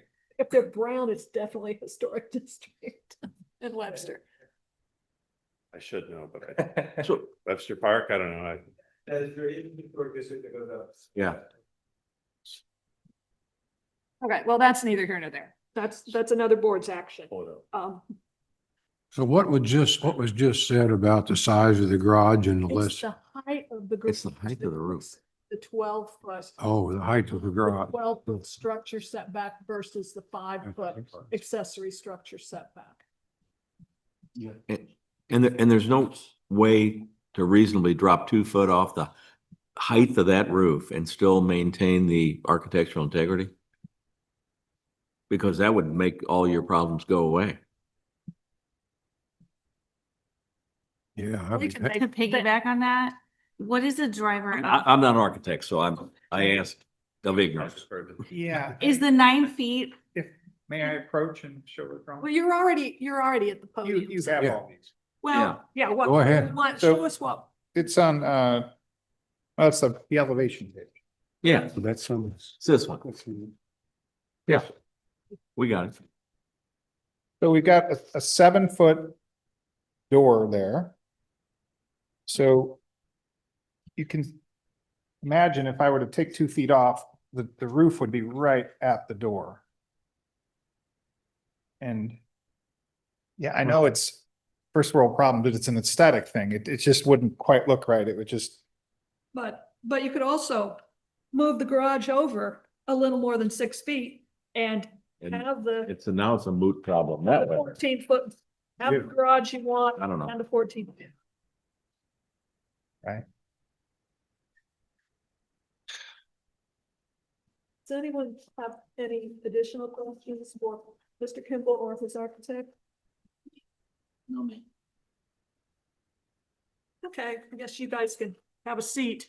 Is there anyone in the audience who, and we did receive 2 letters this evening from Leanne and Andy Manuel and Kendall and Elizabeth Call. Those letters are part of the record and were distributed to the board members. Is there anyone in the audience who would like to speak in favor of docket 2431? Is there anyone online who would like to speak in favor of docket 2431? Is there anyone in the audience who would like to speak in opposition to docket 2431? Is there anyone online who would like to speak in opposition to docket 2431? Hearing none, seeing none. Finding none. Are we ready to close the public session for docket 2431? Move to executive? Can I ask one question? So the 12 feet, is that for fire rating purposes? Like what makes the, I don't know. It's Okay. just, it's a number. okay. Thanks. Just, It's been articulated It's in the the code. zoning code. Yeah.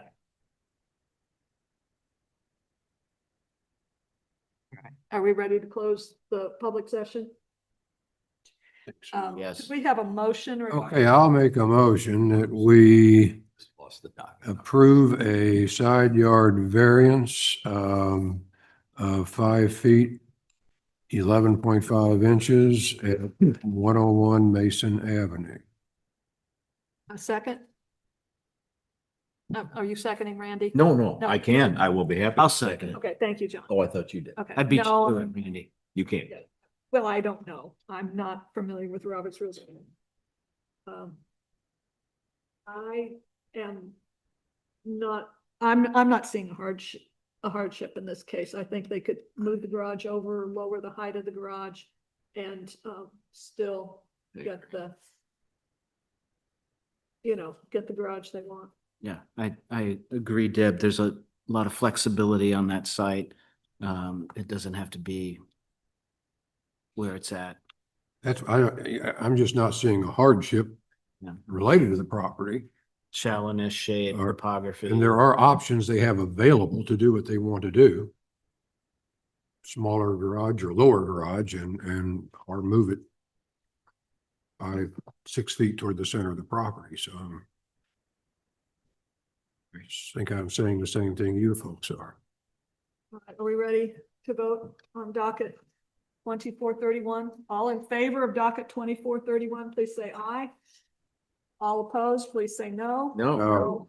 Would you please poll the board? Randy Sprague. No. Jennifer Gates, No. John Burse, So Debbie Sahlberg, No. Tom Walsh votes no. I'm sorry, your variance has not been approved. Please see city staff during regular business hours for your next steps. So the last item on our agenda is docket 2429, and everyone except our new member, Ms. Bates, will remember that we had a public hearing on this property at 511 Bompart in April. And at that time, there were only 4 board members, and they were offered the option of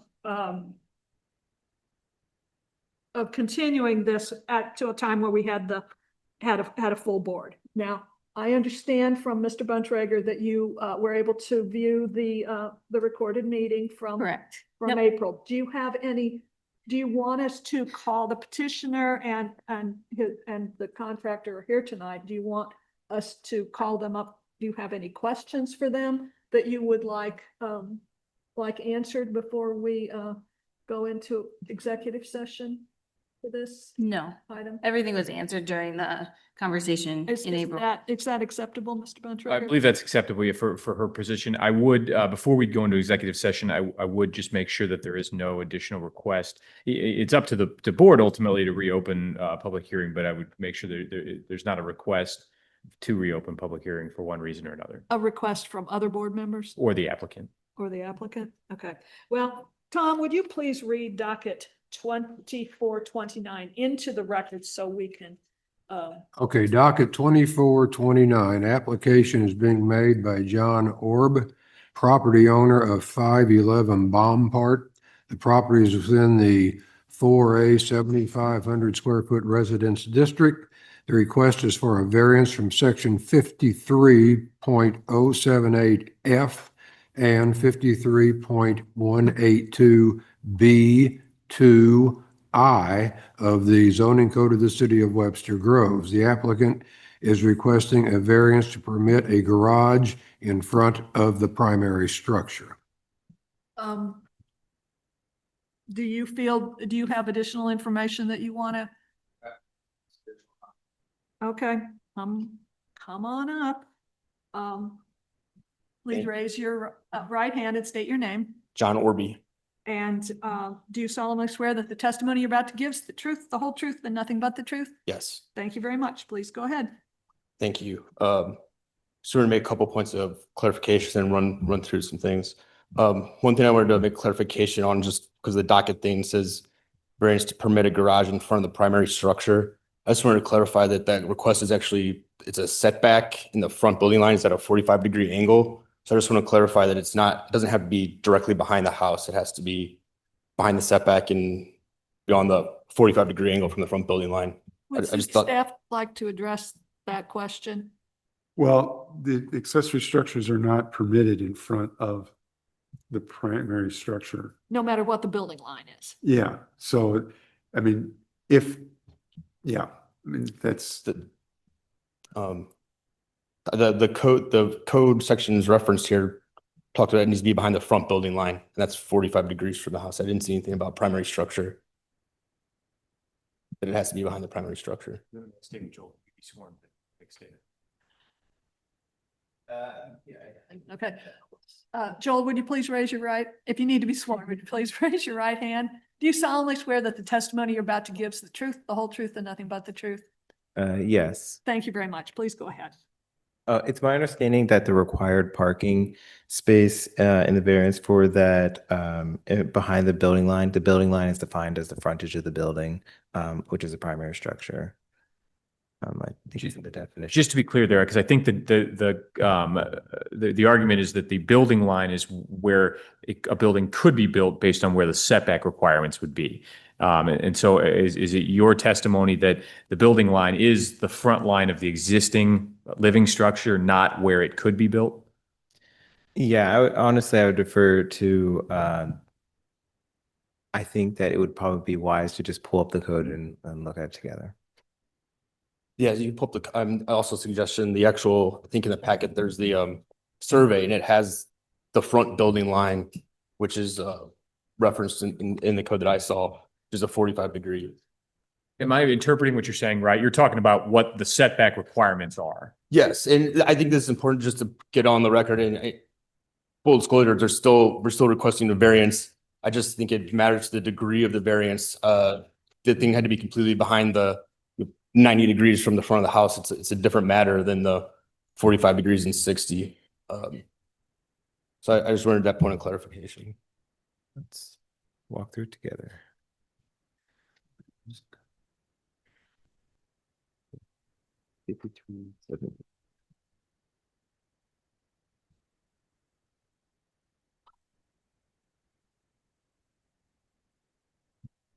So this is the development standards for accessory structures in his zoning district of A4. We're going to first F.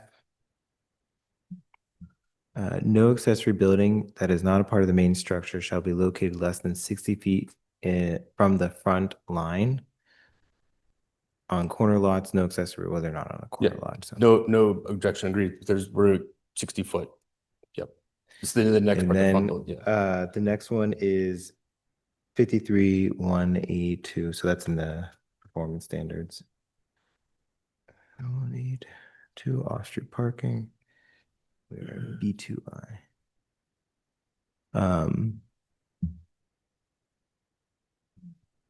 So location, all parking and loading spaces required by this code shall be located on the same parcels of land except as provided in those sections.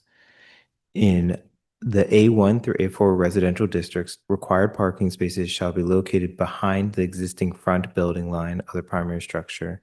This space can be located in the driveway or in an approved attached garage accessory structure. So when we look up I was gonna say the point, it says the front building line of the primary structure. I think the confusion, the thing I'm trying to clarify here is the front line isn't parallel to the front of the house. It's a 45-degree angle from the house. If you pull up the survey, it clearly has marked front building line. Yeah. So we're gonna. I do, just to clarify something. So there's a definition in section 50-012, which deals with a building line setback as a separate thing. So there's two things. One's a building line setback and one is a building line. Correct. Yeah. But we can look up building line to see if it's defined in there. I do not believe it is. Yeah. And I would tell the board that in these situations where there has to be a determination based on what the term building line means, that's in your purview. If you have questions about it, I'm happy to answer them. Staff's happy to answer them, but ultimately your determination is based off of your interpretation. Well, this was certainly not brought up at the first meeting. No, The first meeting that there was never any question that the idea was that the garage needed to be no further closer to Bompard than the existing house. That's what we discussed That's at the first meeting. Right. That's one reason I wanted to No, so, reopen it. but to- is that, I assume that is correct, because that's what we were told. Right. Can we go to the survey, which is one of our exhibits? And it clearly shows that Yes. The- Let's see. it's still, partial of it is still in front of the front building line. So we're still applying for a variance, but I just think it's a matter of degree that you understand how big a variance we're asking for here versus an entire, I don't know how far it would be, but it's not as big as it seemed last meeting. So that's what I'm trying to say. And I'll get into other things too. I just want to clarify that from last meeting. Yeah, we can pull up your survey. So we still have the 60 feet and then there's the Yeah. question of. So you're saying, let me sort of repeat what you're saying, Yeah. just- and you could correct me if I'm Yeah. wrong. You're saying your house could have been built closer to Bompard? No, Yeah, I mean, that's not what I'm saying. because the building would the building line have a line? Now, your house was built a long time ago, but Yeah. would the 1897. building line, you could have built it closer So to Bompard, but we're not, but we're dealing with where the house is actually built. No, we're actually talking about the house, though. We're talking about the garage. So maybe if I could submit this, it'd be helpful. Look, Yeah. look at what we're seeing on the screen. Is the Yep. yellow line, what you're saying, the Yeah, yellow line that's what I'm- is the front building line Yes. because it's, drawn from the corners of the house Yes, and, correct. but that yellow line is probably 4 feet wide. So which, No, Yeah, no. It's not. The yellow line is not on the survey. The yellow line is highlighting Okay, a but line the on the yellow- survey. So it's a flat line. but where is it? Is it, Yeah, what- is it in the middle of the yellow line? Is it? The current foundation is there. Yes, it's in, I've got an aerial. No, view. I'm just wanting to say, Yeah, sorry. you've taken something very wide and a line is normally not, 4 feet wide. A line is a line, and so my question is, and so I'm not following what the Yeah. purpose of that line is, because it's angling. The line's under the yellow highlighted part. The line is, but what's the purpose of a diagonal line on the line?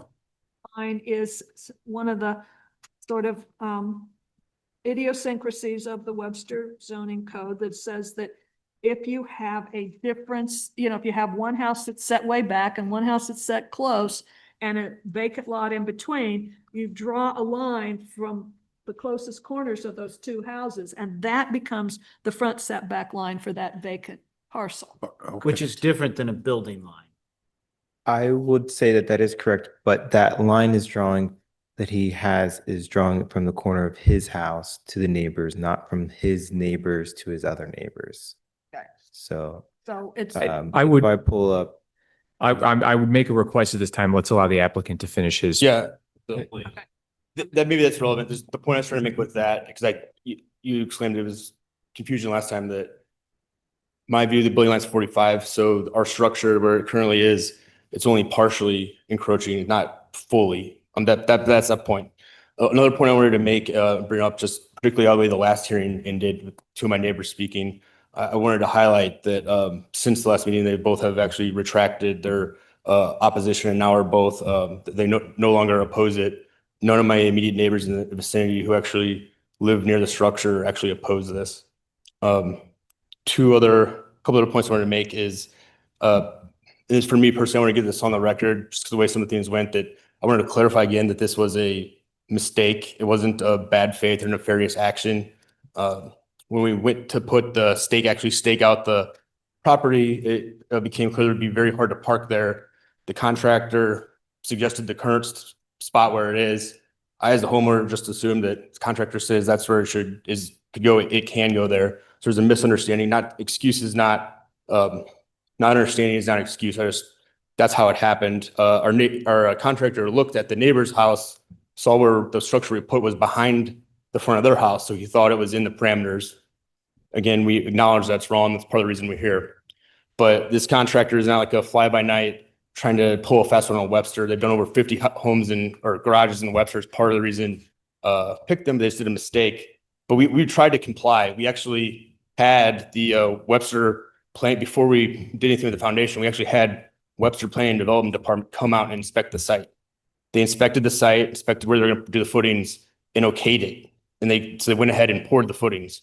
They came back on site the next day and okayed it, and then they poured the foundation. So we have the foundation here in part because Webster actually came on site and inspected it and said, go ahead. So now we have an extraordinary circumstance. Like we tried to comply. We had Webster Planning and Development on site and they said, go ahead. So now we have an extraordinary circumstance. Couple other hardships, because I've learned throughout the course of the night that that's what this is really about. So I'm going to skip some other points and get right to the hardships.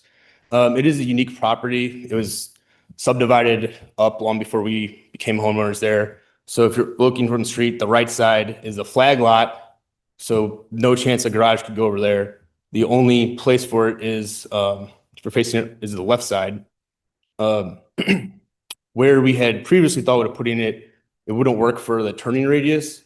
We think where it goes is the best spot on the land. Anywhere else would come really close to the neighbor's house, almost encroach on their land. It would also require us to basically turn the entire side lot into a parking lot and pave it with asphalt in order to get to a garage, which that's a hardship, but I also don't think it's in the best interest of the neighborhood or the character of the community of cutting down more trees and turning that side lot into a asphalt parking lot. So I think where we have it is actually the best case scenario to minimize damage to the house, minimize any water runoff that would go to the neighbors if we have to put it closer to their house. I could go on with respect for the time. That's the main points that I wanted to raise to the board. Can I want to make sure I'm understanding. Yes. So I know you said that Webster inspectors went out and saw. Is one of your claims of hardship that the inspectors approved the location? Yes, absolutely. And that's the reason So it is the homeowner's obligation and those working for the homeowner to comply with the building permit. You understand that? Yes. It is not the city's inspection role is health, safety, and welfare. Do you understand that? I didn't, but yeah. I want to make sure since we're the city's being accused of approving this through its inspectors. If that's what statement you're making, I want to make sure the board understands what the inspector's role is and what your job and your contractor's jobs are. The only thing I can testify to is that we tried to comply. We had Webster Planning Department on site, and that would have been a great opportunity to say, I understand what you're saying, but that would have been a great opportunity to say something, but they said, basically go ahead and pour concrete. So now I have a massive concrete structure in my yard, and to tear that down and move it some number of feet, I don't know how that serves the community. I know the one we talked about earlier today is how it might have been damaging the character of the neighborhood. I don't think this is the same kind of scenario. It'd be moving a garage that's already partly in the zoning code, just moving it a few more feet, but still creating a difficult situation with lots of asphalt, cutting down trees. I just don't see the real benefit in that. Just so the board understands that the inspector's job is not to approve location. The inspector's job is health, safety, and welfare inspections. They're not pulling out drawings. They're not checking locations, none of that. That's not their role in inspections.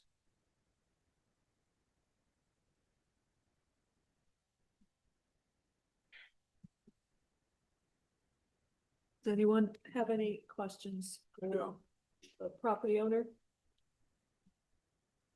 Thank you. Well, I have one question. Yeah. At what point did you notice that this wasn't in the right place?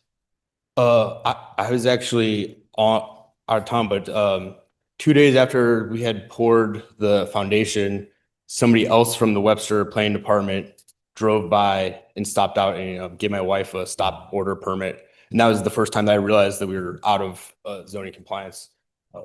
If I would have known, definitely would have come here before it was poured. Obviously would not want this situation, but that was the first I learned of it. Okay. Any other questions? Okay, thank you. Could sit down. Thank you. Do we have questions for Mr. Bontrager or for Mr. Liebson or for Mr. Just before we? clarification. To my knowledge, what we would vote on is just as it states here. The request is for a variance to permit a garage in front of the primary structure. That's what we're voting on. So the other conversation, that's what it comes down to, right, Counselor?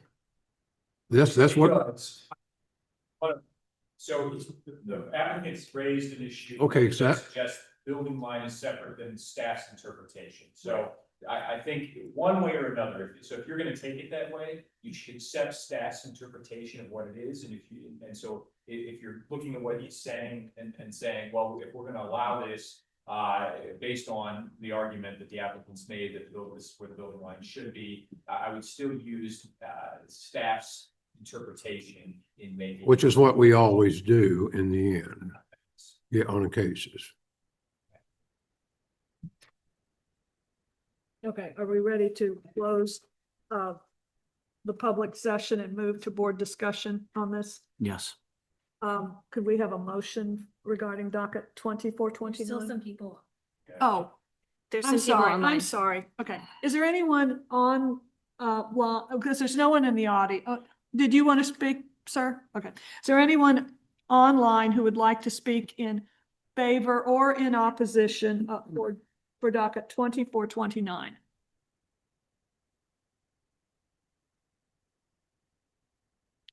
So I don't see any raised hands. So hearing none and seeing none, can we close the?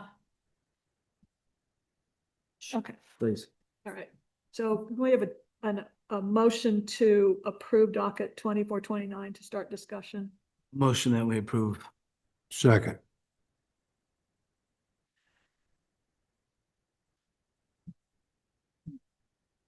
Anybody want to? Yeah, I mean, this is, I think we reviewed what the ordinance says. It's out in front of the building line.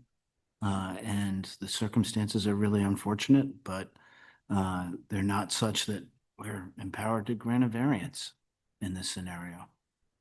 Are we accepting the staff's interpretation that the I garage would needs to be back Yeah. no Yes. closer to the right of way of Bompard than the existing house? Yes.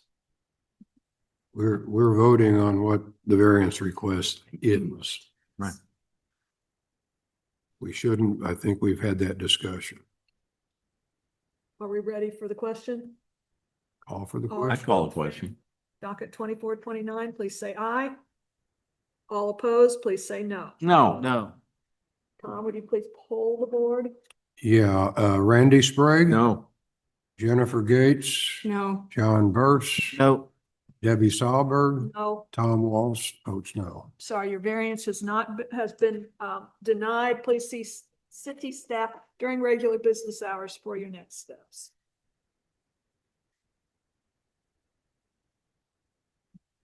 Thank you very much, Jennifer, for stepping up and for taking the time to watch the Zoom. start. Thank you.